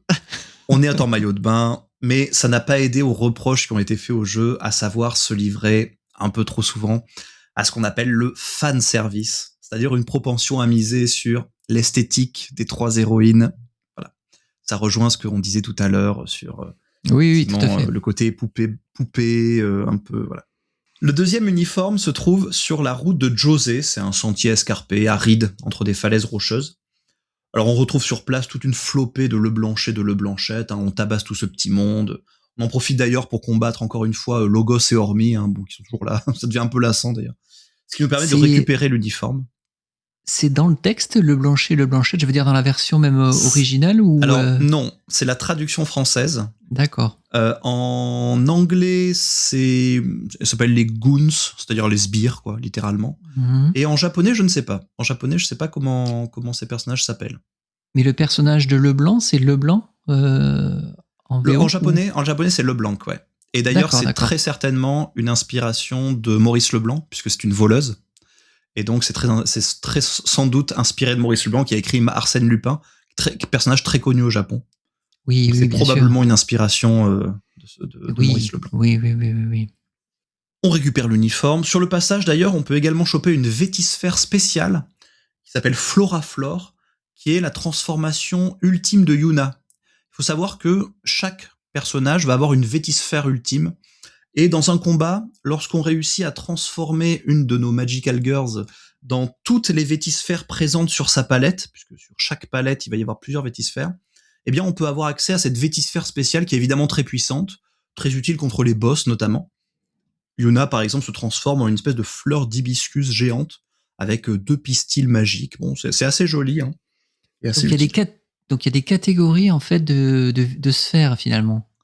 Disons qu'il y a, on va dire, une quinzaine de vétisphères de base, et puis on a une vétisphère un peu spéciale, unique à chaque personnage. Le troisième uniforme se trouve dans le désert de Bicanel, où on allait creuser dans le premier acte. Il faut mener une sorte d'enquête dans l'oasis, je te passe les détails. Sur le chemin, on peut choper d'ailleurs la vétisphère spéciale de Riku, cette fois-ci, qui s'appelle Machina Arma. Une sorte de mecha conduit par Riku, qui est en combinaison d'ailleurs un peu bleu à la Samus Aran. C'est une espèce d'énorme poulet mécanisé avec une carapace dorée qui ressemble un peu à un chocobo. Oui, pas de chocobo jusque-là. Pas de chocobo jusque-là, mais évidemment, en parallèle, il y a plein de missions facultatives qu'on peut faire, et notamment sur la route de Mien, partir à la chasse au chocobo. Voilà. Inutilisable ailleurs, malheureusement, que dans cette zone-là, mais on peut faire ça.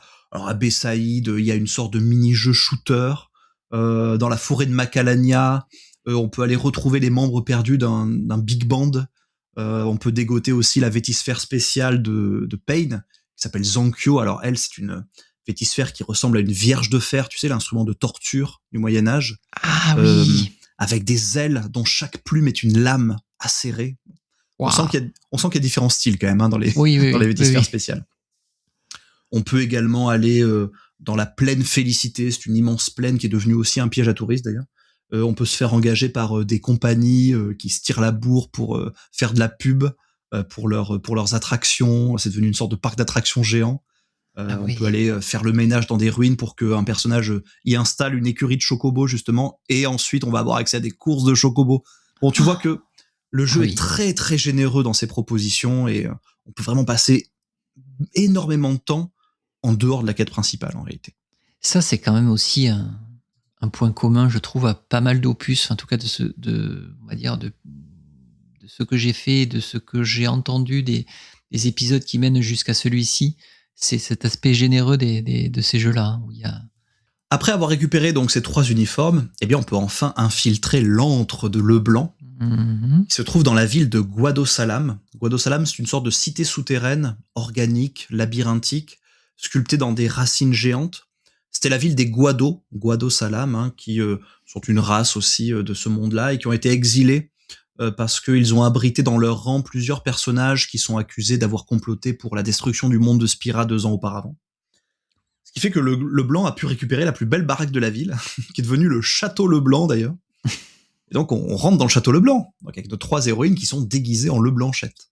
On se balade un peu dans le château, et là on est réquisitionné, Yuna est réquisitionnée par Logos et Hormis, et on va avoir accès au mini-jeu le plus célèbre d'aucuns diront tristement célèbre de Final Fantasy X-2, qui en tout cas a fait couler beaucoup d'encre. Je te parlais de fanservice un petit peu plus tôt. Ouais. Le blanc a mal au dos. Et donc, on va devoir lui donner le meilleur massage de sa vie.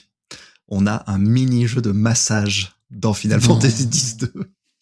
Et alors, qu'est-ce qu'on a ? On a Yuna en Leblanchette, sur le dos comme ça, de Leblanc, qu'on a en gros plan devant nous, avec une sorte de grille en 3x3. Alors, on peut faire une pression sur une des cases. Et donc, il y a un système de couleurs qui nous indique si c'est une mauvaise zone, si c'est une bonne zone, ou alors si c'est carrément le point sensible. Alors, je te passe le détail des soupirs de plaisir de Leblanc quand on appuie sur le point sensible de son dos. Bon. Ce qui sauve quand même le truc, c'est que c'est délibérément sur un ton très humoristique, over the top, voilà, qui désamorce le côté un petit peu discutable, disons, du setup. Oui. Aïe. Ah oui, c'est quand même fabuleux, ça. J'aurais jamais imaginé ça. Rien que d'avoir l'idée d'imaginer le truc et de le mettre après en code et tout ça, c'est fou, quoi. Alors, une fois le massage brillamment réussi, on descend dans les souterrains du château Leblanc. Alors, après un énième combat contre Logos, contre Ormi, contre les deux en même temps, on récupère enfin une sphère, enfin toutes nos sphères d'ailleurs, mais notamment une, qui est une Crimson Sphere. Voilà, c'est une sphère peu particulière. Une des sphères qui raconte une histoire un peu parallèle, sur laquelle j'aurai l'occasion de revenir.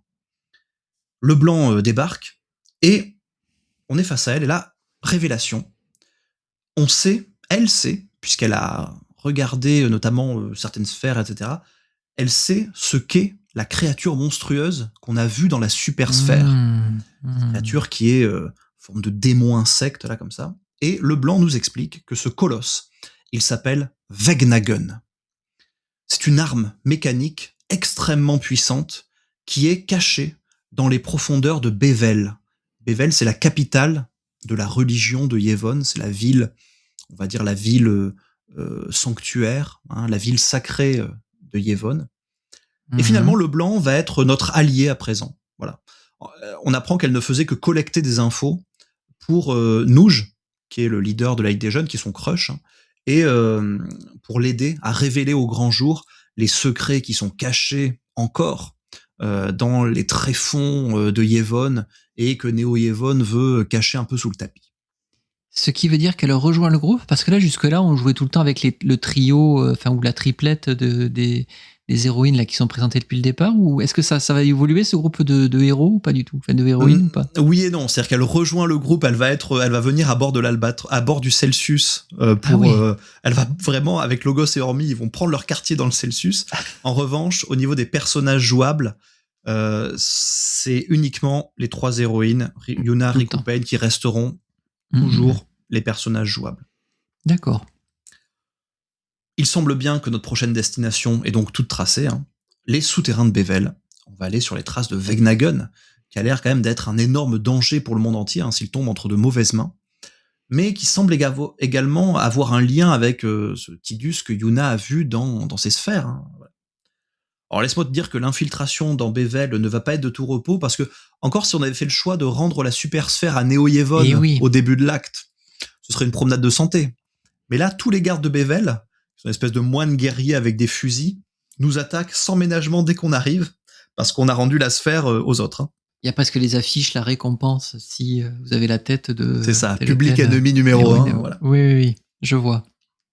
On est attendu de pied ferme, on rentre, donc on va aller progressivement de plus en plus profond dans les souterrains de Bevel. D'abord, on traverse un labyrinthe quasiment futuriste, qui révèle d'ailleurs l'hypocrisie de l'Église, qui était la première à interdire l'utilisation des machines et des technologies. Et en fait, on s'aperçoit que, elle est bâtie sur la technologie.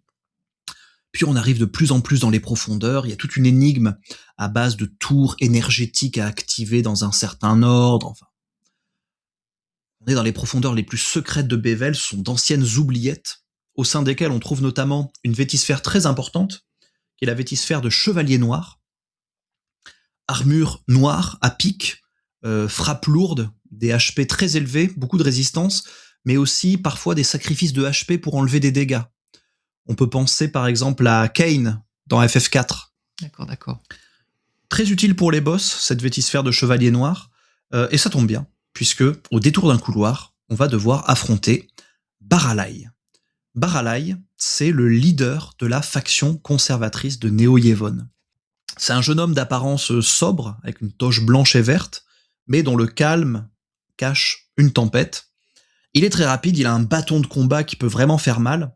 Et alors je me souviens très clairement d'un énorme pic de difficulté à ce moment du jeu. C'est vraiment un combat très difficile par rapport à tout ce qu'on a vécu depuis le début. Mais c'est pas tout, parce que quelques instants plus tard, alors que Baralai s'est enfui, on arrive sur l'esplanade de Vegnagun, qu'on a vu dans la Super-Sphère et dans le rêve de Yuna. Ah oui. Mais surprise, le titan n'est pas là.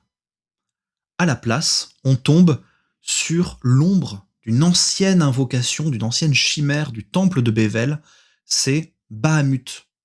Oh, invocation bien connue, dragon bien connu de la série Final Fantasy, qui était censé avoir disparu. Toutes les invocations étaient censées avoir disparu après le bouleversement qui a eu lieu 2 ans auparavant. Et là, on a une version spectrale de Bahamut qu'il va falloir libérer de son errance. C'est comme si on avait l'esprit de Bahamut qui errait comme ça dans les limbes. Musique étonnante pendant ce combat de boss, très violent également. Un seul piano assez doux, pendant qu'on reçoit des attaques pourtant extrêmement violentes. Et donc on combat Bahamut, alors c'est un combat aussi assez difficile. Et alors qu'on l'a battu, évidemment, Vegnagun n'est pas là, tout a l'air de s'écrouler sous nos pieds, toutes nos certitudes vacillent, toutes les apparences qu'on pensait certaines ne le sont plus. Parce que là, pour le coup, il y a un retour aux anciennes inspirations Final Fantasyesques, presque un petit peu au travers de ça. Non seulement ça, mais on sent que ce qui s'est passé 2 ans auparavant n'est pas totalement réglé en réalité. Il y a pas mal de choses qui sont enfouies comme ça, de traumas passés, qui sont enfouis même dans les profondeurs de la Terre, qui vont refaire surface. Et qu'on sentait finalement au travers des lieux touristiques, entre guillemets. Qui cachaient en fait d'autres choses peut-être. Oui, d'accord. Super intéressant comme build-up. Et on passe à l'acte 3. Et alors là, c'est vraiment la galère, parce qu'il y a une alerte générale dès notre retour au Celsius. Les monstres se sont réveillés, les monstres se sont multipliés, tous les anciens temples ont été envahis de monstres, et les esprits des anciennes invocations, des anciennes chimères, se sont réveillés elles aussi. Et donc il va falloir nettoyer tout ça. Et alors à chaque fois, pendant cet acte, ça va être la même chose. On arrive dans le temple, on se débarrasse des monstres, mais surtout, on va devoir affronter toutes ces anciennes chimères, donc qui ne sont plus que les ombres d'elles-mêmes, et qui obéissaient à Yuna dans le jeu précédent, parce que Yuna, c'était une invoqueuse dans le jeu précédent. Elle maîtrisait ces chimères. Et d'un seul coup, le jeu prend une tournure plus tragique, quasiment existentielle. C'est un peu Yuna qui se bat aussi contre ce qu'elle représentait aussi quelques années auparavant.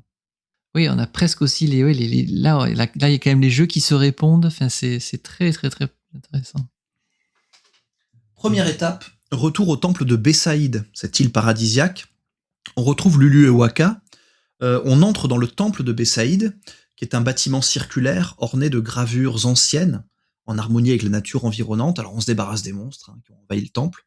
Et on se retrouve face à Valfor. Valfor, c'est un dragon volant qui peut faire notamment perdre des MP, des points de magie à nos mages, donc il faut faire attention avec ça. Deuxième étape, on va au temple de Kilika, qu'on avait déjà visité aussi, alors idem, mais cette fois-ci ce sera contre Ifrit, qui est le démon du feu, bien connu. Sur le sol dans le temple d'ailleurs, avant de combattre Ifrit, on peut récupérer une nouvelle vétisphère très chouette, qui est la vétisphère Samouraï. Alors peu de HP, mais une attaque très violente, des compétences qui souvent ignorent la défense des ennemis, et puis surtout le skin des vétisphères samouraï, trop classe. Le casque, le kimono du meilleur Akabi, enfin bon, vraiment super. Évidemment, Ifrit étant un monstre de feu, avec une équipe somme toute classique qui tourne entre mage noir, mage blanc, guerrière avec l'épée de glace, on peut s'en débarrasser relativement rapidement. Alors évidemment, au milieu de ça, toujours autant de missions facultatives, même pendant que les monstres débarquent. Pléthore de missions, de générosité, surtout dans cet acte 3, générosité infinie. On peut aller récupérer, on parlait de la vétisphère Berserk, on peut aller récupérer au lac de Macalania, on doit tanker 6 combats consécutifs pour sauver un comptoir commercial, on récupère la vétisphère. Au mont Gagazet, on va stopper quasiment une guerre civile entre les Ronso et les Guado, qui sont ces deux peuplades là. Oui, anthropomorphes qui s'affrontent. Ouais. Et on va devoir calmer le jeu. On récupère la vétisphère de dresseuse, qui permet d'utiliser des animaux pour combattre. Trop bien. Et puis surtout, je pense une des meilleures quêtes annexes du jeu, j'en dis 2 mots quand même, c'est un tournoi à Lucca, qui est le tournoi de Sphere Break. Alors le Sphere Break, c'est le mini-jeu de Final Fantasy X-2, qui est un mini-jeu très mathématique, qui se joue sur une grille, c'est un jeu de société en fait, qui se joue sur une grille avec des jetons numérotés, où on doit additionner des valeurs pour obtenir des multiples du nombre qui est affiché au centre. Alors ça allie calcul mental, rapidité, parce qu'il y a un temps imparti, combo, etc. Ah oui, c'est le Sudoku plus, quoi. Ah, c'est un super mini-jeu, c'est génial. Et je le classe vraiment très très haut dans la tier list des mini-jeux des Final Fantasy. Excellent. Il est vraiment très haut, avec... Dans FF8, il y a un jeu de cartes qui s'appelle le Triple Triad, que tu connais peut-être de nom, qui est vraiment génial aussi. Et puis récemment, tu parlais de FF7 Remake, on a le Queen's Blood, qui est un jeu de cartes aussi, qui est vraiment super. Donc vraiment, là, on est dans le top de ces jeux de société, on va dire, dans lesquels on peut aller se balader dans la ville et puis affronter différents personnages, demander de se battre contre eux. Trop bien. Ah oui, donc c'est intéressant d'empêcher cette idée de tier list des meilleurs mini-jeux de Final Fantasy. Faudrait que je la fasse complètement, je pense. Ah oui. Et d'ailleurs, si on bat le champion du tournoi, qui est Shinra, notre petit pote Celsius, eh bien on gagne une nouvelle vétisphère, qui est la vétisphère de Flambeuse. Alors Flambeuse, c'est Lady Luck, c'est la joueuse de casino. Et donc beaucoup de compétences liées au hasard, on lance des dés, on a la roulette. Les critiques, voilà. Et donc, dernière étape ensuite de notre chasse aux monstres, parce que les monstres sont encore là, eh bien c'est un 3e temple qui est le temple de José. Et dans le temple de José, on a Ixion. Alors Ixion, c'est la chimère électrique. C'est un cheval électrique très puissant. Combat beaucoup plus relevé d'ailleurs que les 2 précédents contre Ifrit et Valfor. Alors pour faciliter les choses, on peut s'équiper notamment par exemple de la palette qui s'appelle la palette Avatar du tonnerre. Alors ça me permet de préciser d'ailleurs que chaque palette qu'on équipe à nos personnages, sur lesquels on va mettre leurs vétisphères, a également des attributs. Par exemple, des palettes vont renforcer la protection contre l'électricité, par exemple. Mais aussi, il y a aussi des bonus sur les chemins de transformation entre 2 vétisphères. Quand on passe de vétisphère de tireuse à voleuse, par exemple, il y a peut-être une icône sur le trajet qui permet de donner des boosts pour le combat. Enfin, c'est un système vraiment qui est super profond. Et par rapport à... Tu l'avais esquissé tout début, me semble-t-il, par rapport au personnage de Riku, me semble-t-il, au côté, en fait, un petit peu possession des palettes. Est-ce que ça s'est amplifié au fil du jeu ou pas tant que ça, finalement ? Alors, pas forcément. Ça va surtout rester sur la vétisphère de chanteuse de Yuna. D'accord. Et on va y revenir, d'ailleurs. D'accord, ok. Après avoir détruit Ixion, donc cette chimère électrique dans la salle centrale du temple, nouveau rêve de Yuna. On est, cette fois-ci, dans l'au-delà. C'est un endroit fleuri où les âmes des défunts reposent, une fois qu'elles ont été envoyées par le rituel d'un invoqueur. Yuna se voit elle-même dans sa vétisphère de chanteuse, justement. Et retrouve Tidus. Mais un Tidus qui n'a pas l'air d'être le vrai Tidus, qui est habillé un peu différemment du Tidus du jeu précédent. Qui se présente à elle, d'ailleurs. Et il ne s'appelle pas Tidus. Il s'appelle Shuyin. Et d'ailleurs, il ne l'appelle pas Yuna. Il l'appelle Len. Cette Len qu'il cherchait. Il disait avec Nagun, tu es le seul à pouvoir m'aider à retrouver Len. Et la vétisphère de Yuna a l'air de réagir à la présence de Shuyin. Comme si l'esprit de Len était à l'intérieur de la vétisphère. Et Shuyin explique. Lui et Len ont disparu ensemble. Mais quand il s'est réveillé, il était tout seul.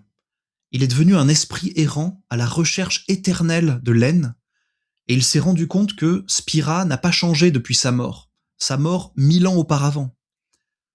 Spira est toujours un endroit de conflit et de violence, et donc sa solution est simple. Activer Vegnagun pour détruire le monde, et pour purifier le monde. Ah oui, donc on est encore sur des tropes là, d'éternel retour, de boucles qui se répètent à l'infini et qu'on veut essayer de briser, c'est un peu ça l'idée ? Exactement. Ok. Une idée de purification aussi, quelque chose de tragique qu'on ne pourra pas sauver. Enfin, voilà. Oui, bien sûr. Yuna se réveille en sueur, elle en a appris un petit peu plus, et rencontre d'ailleurs, à ce moment-là, elle est justement dans l'au-delà en réalité, enfin à l'entrée de l'au-delà plus précisément. Cette esplanade fleurie, c'est l'entrée de l'au-delà qui est accessible, qui est un lieu physique accessible depuis la ville de Guado-Salam. Elle est donc à cette entrée de l'au-delà et elle rencontre Nouj, le leader de la Ligue des Jeunes, et Gippel. Gippel, on l'a pas encore rencontré, mais c'est le chef de la faction des machines, le chef des Albed. Ah oui, il y avait aussi cette troisième faction-là, effectivement. Exactement. Et les deux sont à la poursuite de Baralai, donc le chef de Neo Yevon, qui a l'air d'être complètement possédé par une force un peu étrangère, un peu démoniaque. Et Baralai s'est enfui dans l'au-delà, justement. Et donc Nouj et Gippel vont dans l'au-delà après lui pour le poursuivre. Et avant de partir, ils confient à Yuna des sphères à remettre à Pain. Ils ont l'air de bien connaître Pain en réalité, ces deux-là. Et les deux partent à la poursuite de Baralai dans l'au-delà. C'est la fin de l'acte 3. Acte 4. Acte 4, retour sur le Celsius. On est toujours, à chaque début d'acte, on revient au Celsius pour faire le point. Et c'est le moment d'une nouvelle révélation, puisque Yuna confronte Pain sur le pont du vaisseau. Comment tu connais ces trois-là? Enfin, tu m'as pas tout dit. Pain avait été introduite dans le jeu précédent ou pas du tout? Pas du tout, c'est un nouveau personnage. Ok. Et on apprend que ces trois leaders, donc de ces trois factions, étaient amis autrefois en réalité. Ils avaient été engagés pour intégrer la Crimson Squad, d'où les Crimson Spheres qu'on a récupérées, une équipe de combattants d'élite qui était censée justement retrouver le Vegnagun. Alors à l'époque, c'était pour le compte d'un religieux corrompu, et Pain était là avec eux pour enregistrer leur haut fait, et elle avait donc cet enregistreur avec elle, et c'est elle qui a enregistré ces Crimson Spheres. Mais lors d'une mission pour retrouver Vegnagun, eh bien toute la Crimson Squad est morte, sauf eux, parce qu'ils se sont retrouvés confrontés à l'esprit de Shuyin qui errait dans ces lieux qu'ils exploraient, et qui a possédé tous les combattants, qui les a retournés les uns contre les autres. Il y a que ces trois-là, enfin ces quatre-là qui ont réussi à survivre, mais ensuite l'église s'est retournée contre les survivants parce qu'ils étaient devenus des témoins gênants, et donc ils ont dû se cacher ou s'enfuir, avant de devenir plus tard, après la déchéance de l'église, eh bien les nouveaux leaders du nouveau monde. Et Shuyin a été scellé ou... Et justement, Shuyin a été soi-disant scellé dans cette caverne qu'ils avaient explorée, mais a priori, il a quand même réussi à s'en sortir. D'accord. Alors bon, voilà, ça fait avancer un peu le schmilblick, mais bon, que faire maintenant, hein? Alors l'acte 4, il est beaucoup plus court que tous les autres d'ailleurs. Et d'ailleurs, il n'y a pas vraiment de mission facultative à faire, parce que les frictions entre la Ligue des Jeunes et Neo Yevon, malgré le fait que leur leader soit parti dans l'au-delà, se sont tellement intensifiées qu'on ne peut même plus se faire déposer où on veut. C'est un peu la guerre civile en réalité. Intéressant ça aussi. On peut interagir avec les différents lieux cependant parce que dans une quête facultative, on a posé un réseau de sphères de communication. Donc on a pu poser, donc ils sont quand même un peu des caméras de surveillance, mais avec lesquelles on peut interagir avec les personnages qui se trouvent dans les différents lieux. Et puis, la grande idée quand même de Yuna, Riku et Pain, avant peut-être de résoudre la situation, c'est quand même de gérer cette situation de guerre civile qui menace le monde. Alors je te pose la question, Bigot. Que faire pour réconcilier tout le monde et repartir sur des nouvelles bases? Là, comme ça, par rapport à ce que tu évoques, tu viens juste de raconter, pardon, c'est reformer à nouveau la Crimson Squad en évidemment pointant un ennemi extérieur qui fédère en fait tous les antagonistes pour en fait s'unir afin d'affronter ce nouveau danger. Ah, c'est pas mal, c'est pas mal. Ouais, alors effectivement, il va falloir aller à la poursuite de ce danger, hein, bien sûr. Mais avant ça, on va faire un concert. Ah non, mais c'est pas... Telle Céline Dion sur la Tour Eiffel, Yuna va utiliser sa vétisphère de chanteuse pour réchauffer les cœurs. Mais c'est vrai. D'ailleurs, les JO l'été dernier ont eu totalement cet effet-là. Ils ont bien sûr, comme on le voit actuellement. Pacifié les choses. L'ensemble du 4e acte va être consacré entièrement à la production d'un super concert. Incroyable. Le concert de ta vie, Bigot. Alors dans un premier temps, on va sur les rives du Sélénos, et on va retrouver Tobli. Alors Tobli, c'est un petit entrepreneur / escroc à la tête de canard, qui a un peu des entrées de producteur. Bon, donc on va le recruter comme producteur du concert. Alors, on va engager aussi le big band, tu sais, qu'on avait sauvé dans la forêt de Macalania à l'acte 1. Après quelques répétitions sur le Celsius, alors il y a des mini-jeux complètement incompréhensibles. Hein. Voici venu le temps du concert. Sur la plaine foudroyée, qui est un très grand lieu. Alors, lieu assez lugubre d'ailleurs. C'est une grande plaine qui est éternellement frappée par la foudre. Alors, heureusement canalisée par de multiples tours paratonnerres. Et bon, évidemment, ce serait dommage que le concert soit interrompu par des monstres intempestifs. Donc, on a quand même une petite mission de chasse aux monstres dans une atmosphère un peu brumeuse, jusque dans une grotte où on parvient à vaincre une énorme salamandre. Et une fois qu'on est prêt, eh ben, le concert peut commencer. Et alors là, scène cinématique inoubliable. Le concert sur la plaine foudroyée, on a posé le Celsius, Yuna est sur le pont du Celsius. Discours inspirant, pourquoi être ennemi alors qu'on pourrait être amis, bon. Et là, la voix de Yuna commence à se dédoubler. Sa vétisphère de chanteuse semble prendre le dessus. Donc on passe en scène cinématique à ce moment-là, hein, et Yuna commence à chanter. Donc on a une super chanson, très pop, hein, qui s'intitule A Thousand Words, 1000 mots. Et alors que tous les spectateurs étaient en train de se déchirer, tout le monde se retrouve autour de la voix de Yuna, fasciné. Et au fur et à mesure de la chanson, eh bien, il y a des images qui se recréent en songe autour du public. C'est très, très comme ça visuel. Zanarkand, au temps de sa grandeur, 1000 ans auparavant. Et puis petit à petit aussi, Vegnagun, Shuyin, les rêves de Yuna qui prennent corps autour d'elle. Et au milieu de la chanson, les cheveux de Yuna poussent, son visage change, transformation. C'est Len qui prend sa place. Comme si l'esprit de Len dans la vétisphère de chanteuse de Yuna, eh bien, l'a remplacé. Mmh. Alors c'est très très époustouflant avec les images, alors avec quelques explications complémentaires juste après, bah, on comprend ce qui s'est réellement passé dans le passé, justement 1000 ans auparavant. Len était en fait une invocatrice de Zanarkand, et Zanarkand était en guerre contre Bevel, une grande guerre des machines très technologique. Et quand elle a dû combattre contre Bevel pendant cette guerre qui faisait rage entre les deux villes, eh bien Shuyin, follement amoureux d'elle, a décidé d'aller voler Vegnagun dans les souterrains de Bevel pour mettre fin à la guerre, pour obliger les deux villes à arrêter de se battre. Hélène l'a poursuivi dans les souterrains. Les deux amants se sont retrouvés au pied de Vegnagun. Et c'est le cauchemar de Yuna, dans lequel elle se voyait elle-même. En fait, c'était Len. Les deux amants étaient au pied de Vegnagun et ont été exécutés par les moines guerriers de Bevel, au pied de la créature, juste avant la destruction totale de Zanarkand. Et depuis, leurs esprits errent séparément, sans avoir pu reposer en paix dans l'au-delà. Fin de l'acte 4. Waouh! Ah, c'est vraiment sympa cet effet de montagne russe, en fait, où tu pars d'une situation assez tragique en fin d'acte 3, où tu es persuadé que tu vas aller dans l'outre-monde pour affronter je ne sais quel esprit maléfique. Là, ça part concert un petit peu pop, etc. Et puis au pinacle du concert, bam, tu te reprends un coup de massue avec cette replongée dans le tragique millénaire qui baigne le pays, enfin la contrée. C'est assez fabuleux. Ouais. Ah.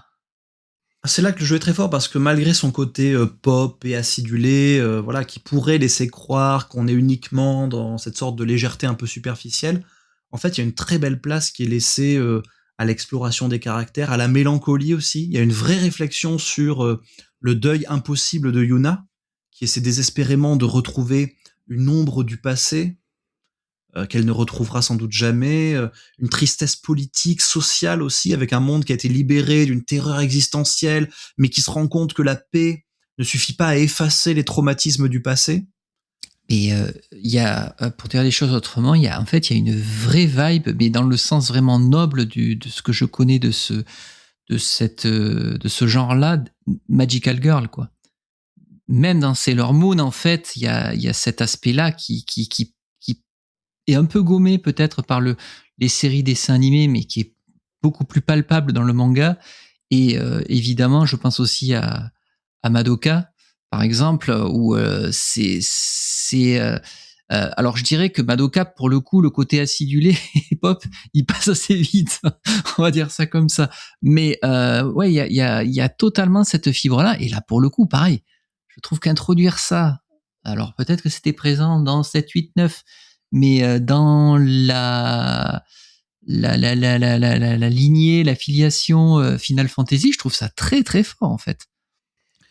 Acte 5, et comme dans toute bonne pièce de théâtre, dernier acte du jeu.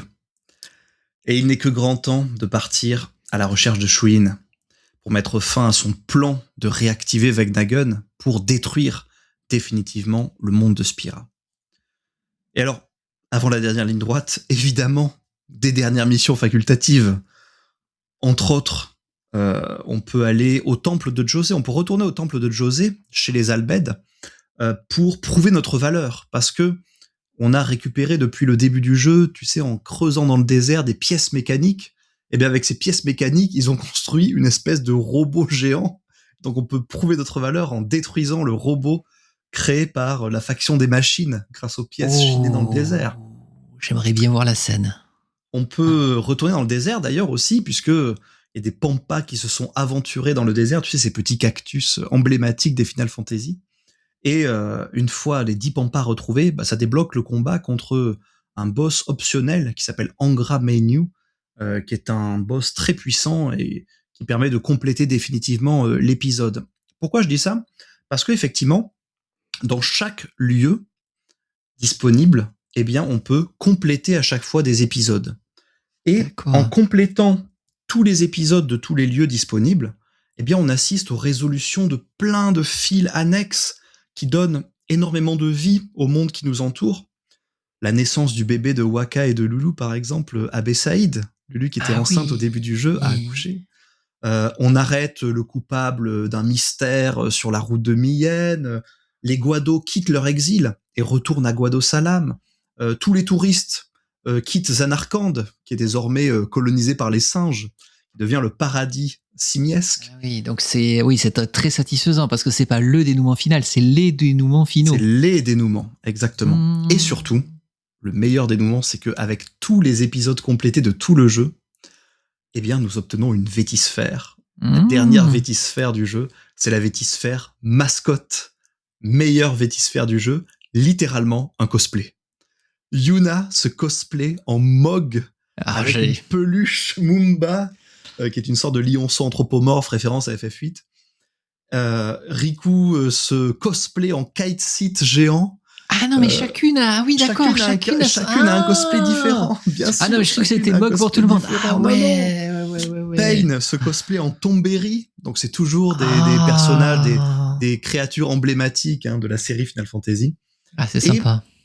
Non seulement ce sont des vétisphères très puissantes, elles ont quasiment toutes les stats au max, mais en plus, chacune a des capacités spéciales en lien avec la vétisphère de mascotte.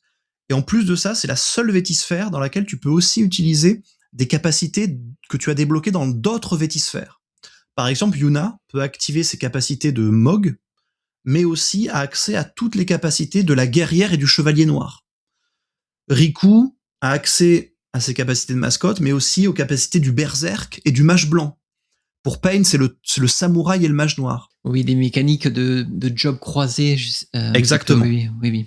Et donc c'est vrai que moi, dans mes playthroughs, je prévois toujours un peu ça en maxant les vétisphères correspondantes en amont de l'obtention de la mascotte pour préparer le coup. Et oui, génial. Mais trêve de cosplay, il est temps de partir dans l'au-delà pour retrouver Vegnagun. Alors on a le choix du portail. On peut y entrer par n'importe quel temple dans l'au-delà, parce qu'ils ont tous une connexion directe avec l'au-delà, bien sûr. Alors on traverse une sorte de portail étrange, et on se retrouve dans un mélange racinaire, labyrinthe de branchages qui mène à une esplanade centrale.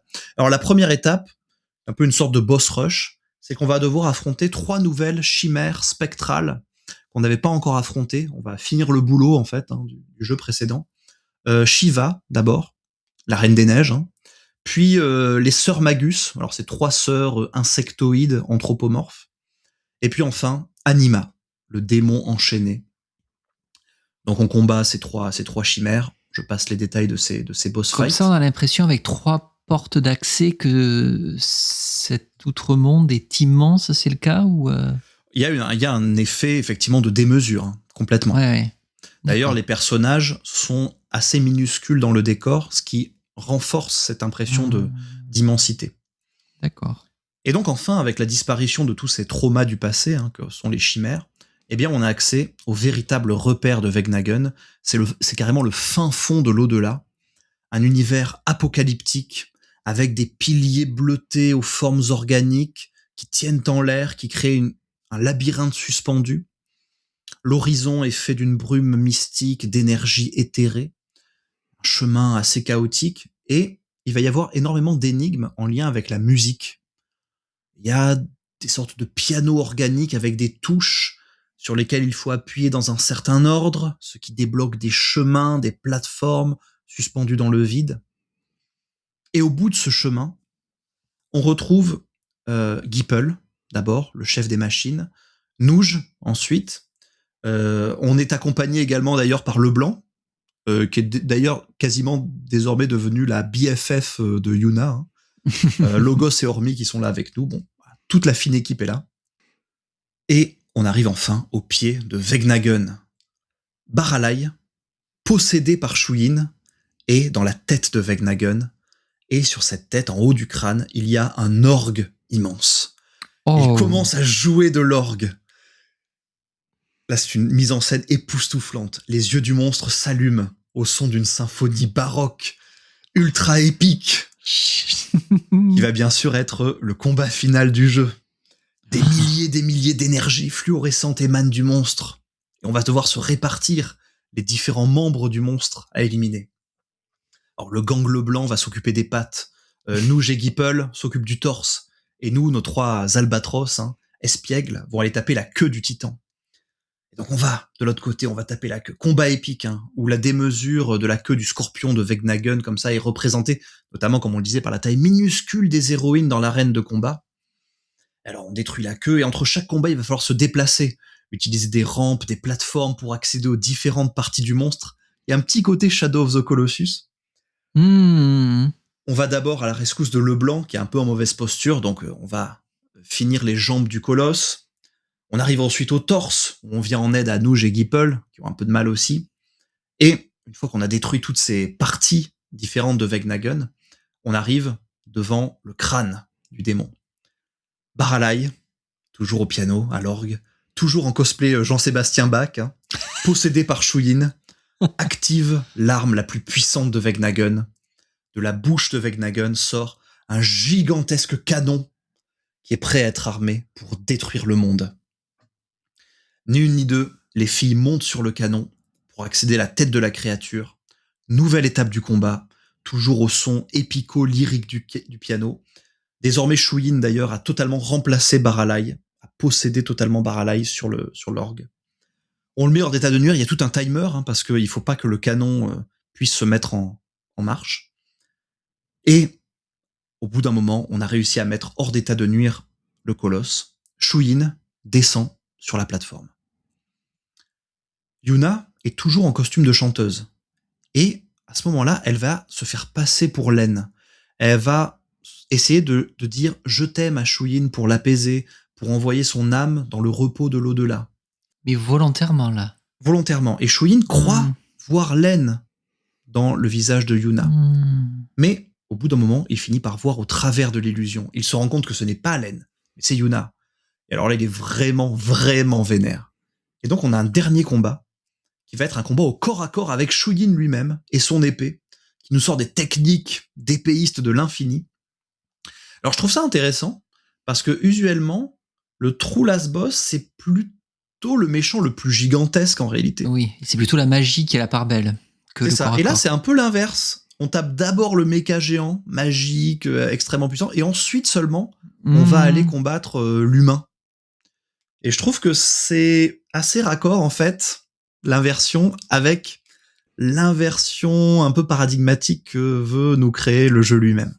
Ah oui. Ah puis là, on est, je suis obligé de dire parce que c'est vraiment ça qui traverse l'esprit à ce moment-là, et j'imagine que c'est d'autant plus fort si tu as le premier épisode dans la tête, c'est de dire est-ce que Tidus va ressurgir, en fait, durant les prochains instants?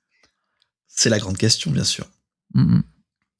On arrive à vaincre Shuyin, et dans une scène finale, l'esprit de Len parvient finalement à s'extirper de la vétisphère et à s'incarner en face de Shuyin. Les deux amants se retrouvent enfin.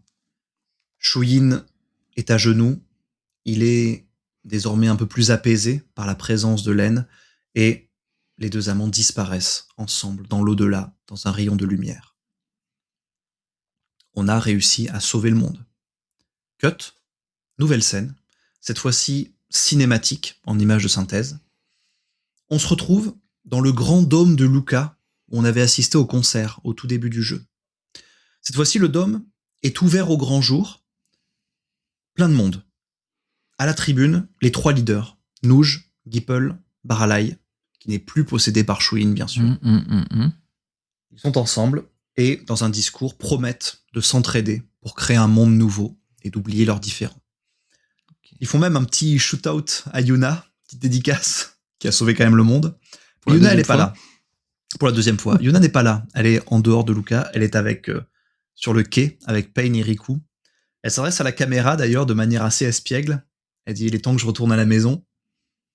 Dans un nuage de fumée, le Celsius décolle, s'envole dans les cieux. On retrouve Yuna, Riku et Pain qui sont sur le pont du vaisseau, c'est-à-dire en prise au vent. Yuna avec le sourire qui crie à Frangin, au pilote, d'aller plus vite. Et dans une dernière narration en voix off, Yuna parle à Tidus. Et elle dit à Tidus que ce n'est que le début, qu'elle continuera à changer. C'est son histoire à elle, et ce sera une belle histoire. Et la dernière phrase de Yuna boucle avec la toute première phrase du jeu.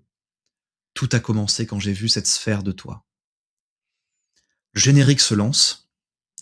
Et alors là, si on a fait une combinaison de plusieurs choses très précises pendant le jeu, je crois couplé à un certain pourcentage de complétion, etc., eh bien on va avoir accès à des scènes post-génériques bonus, des sortes de variations dans la fin. D'accord. Mais dans le post-générique. Dans le post-générique, notamment, il y a une scène cinématique où on voit Tidus qui refait à surface, et on voit Yuna et Tidus être enfin réunis sur l'île, sur la plage de l'île de Besaïd, là où il était apparu d'ailleurs au tout début de Final Fantasy X. Mais, quant à moi, j'ai toujours préféré, en réalité, la fin officielle, celle où Yuna ne retrouve pas Tidus, mais où elle finit par accepter sa disparition à travers l'acte qu'elle a accompli pour apaiser l'âme de Shuyin et de Len. Je sais pas quelle est la meilleure fin. Oui, entre le happy end ou le deuil, quoi, qui fait le cheminement sur le deuil qui va jusqu'au bout presque. Oui. Je trouve qu'il y a quand même quelque chose d'intéressant là-dedans. Et c'est la fin de Final Fantasy X-2. Wow. Alors Bigo, est-ce que tu t'es totalement régalé? Ah oui, totalement. Ah non, c'était merci beaucoup, c'était vraiment super bien raconté. Je me rends pas compte à quel point tu as condensé les choses parce que je pense que c'est quand même un jeu qui n'est pas très court. Puis très très hâte de le faire parce que j'ai vraiment hâte d'écouter la bande son, quoi. Tu l'as dit à plusieurs reprises, mais j'ai l'impression que oui, la musique de ce jeu a l'air une composante fondamentale en fait de l'expérience du jeu. C'est emblématiquement posé par le début sur un concert, enfin le retour du concert, et puis après des variations autour de ça entre les époques, les épisodes, les tonalités. La vétisphère de chanteuse. Ah ouais, ça donne très très envie. Il y a un côté spectaculaire, mais vraiment dans le sens le plus pur du terme, qui fait vraiment très très envie. Peut-être que ce qui m'a le plus marqué, et alors c'est marrant parce que c'est avec l'image que j'ai de la fameuse affiche au début, c'est courant en fait que les jeux, enfin les histoires un peu comme ça jouent sur des effets de dualité.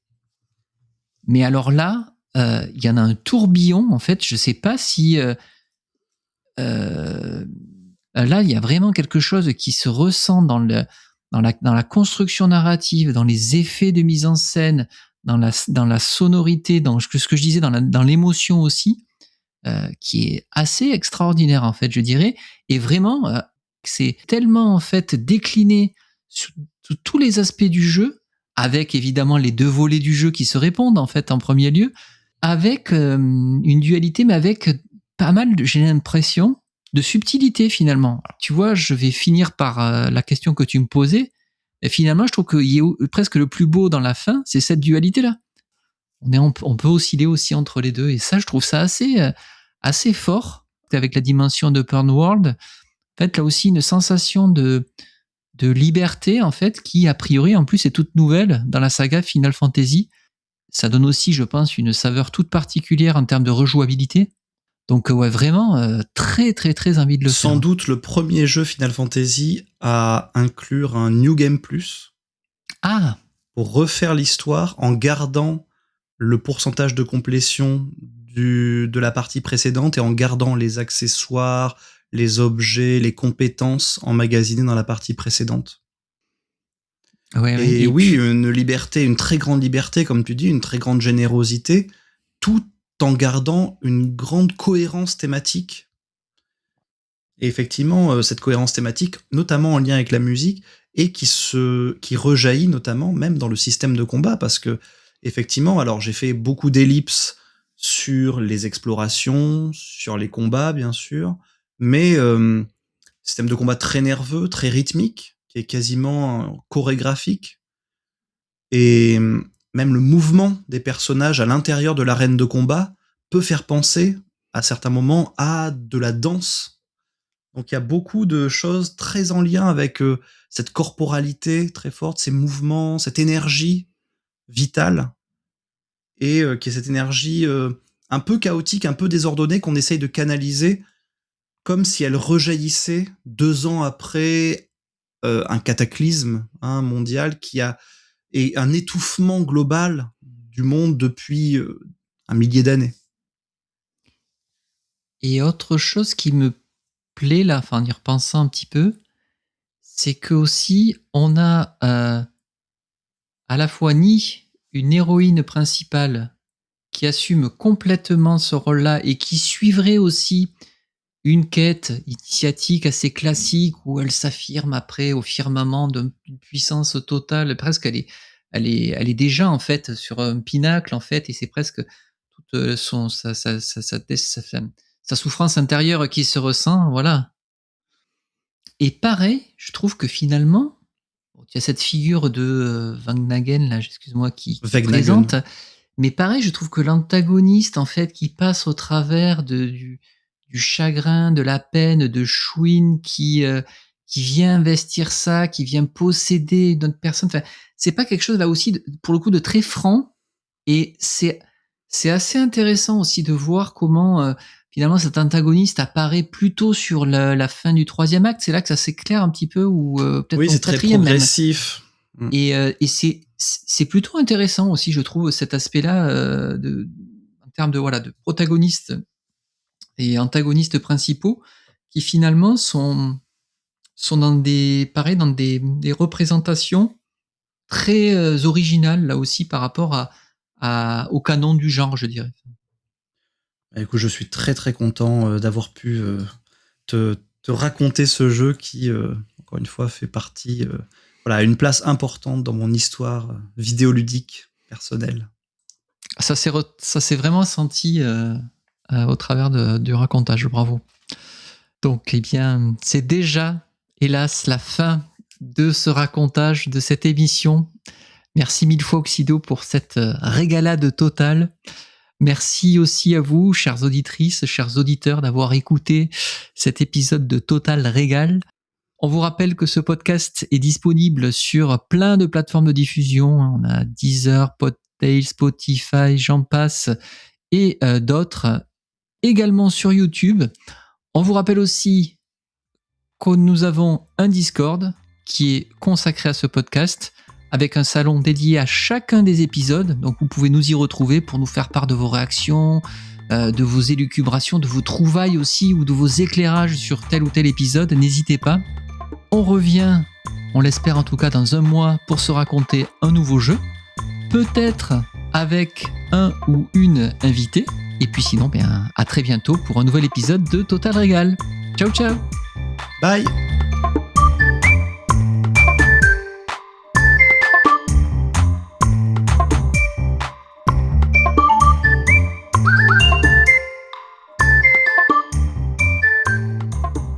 Est au fond notre collection printemps-été de jeux à raconter, qu'il y en ait pour tous les goûts, pour toutes les couleurs. Mais gare à la faute de goût, aux couleurs trop flashy, sous peine d'être flashées par la police de la SAP. Pas de claquettes chaussettes. Gamers, ok, mais on se respecte. Victime de la mode, tout est dans le dress code. Il faut coudre, en découdre pour suivre la tendance, le swag en fer de lance. Du sur-mesure dans la démesure, la frime en prime. Où est le crime? Les défilés, les clichés, les projecteurs attirent. Pour ne pas s'y brûler, vive le second degré, vive la satire. Paraître ou ne pas être, telle est la question que nous nous poserons le temps d'une émission.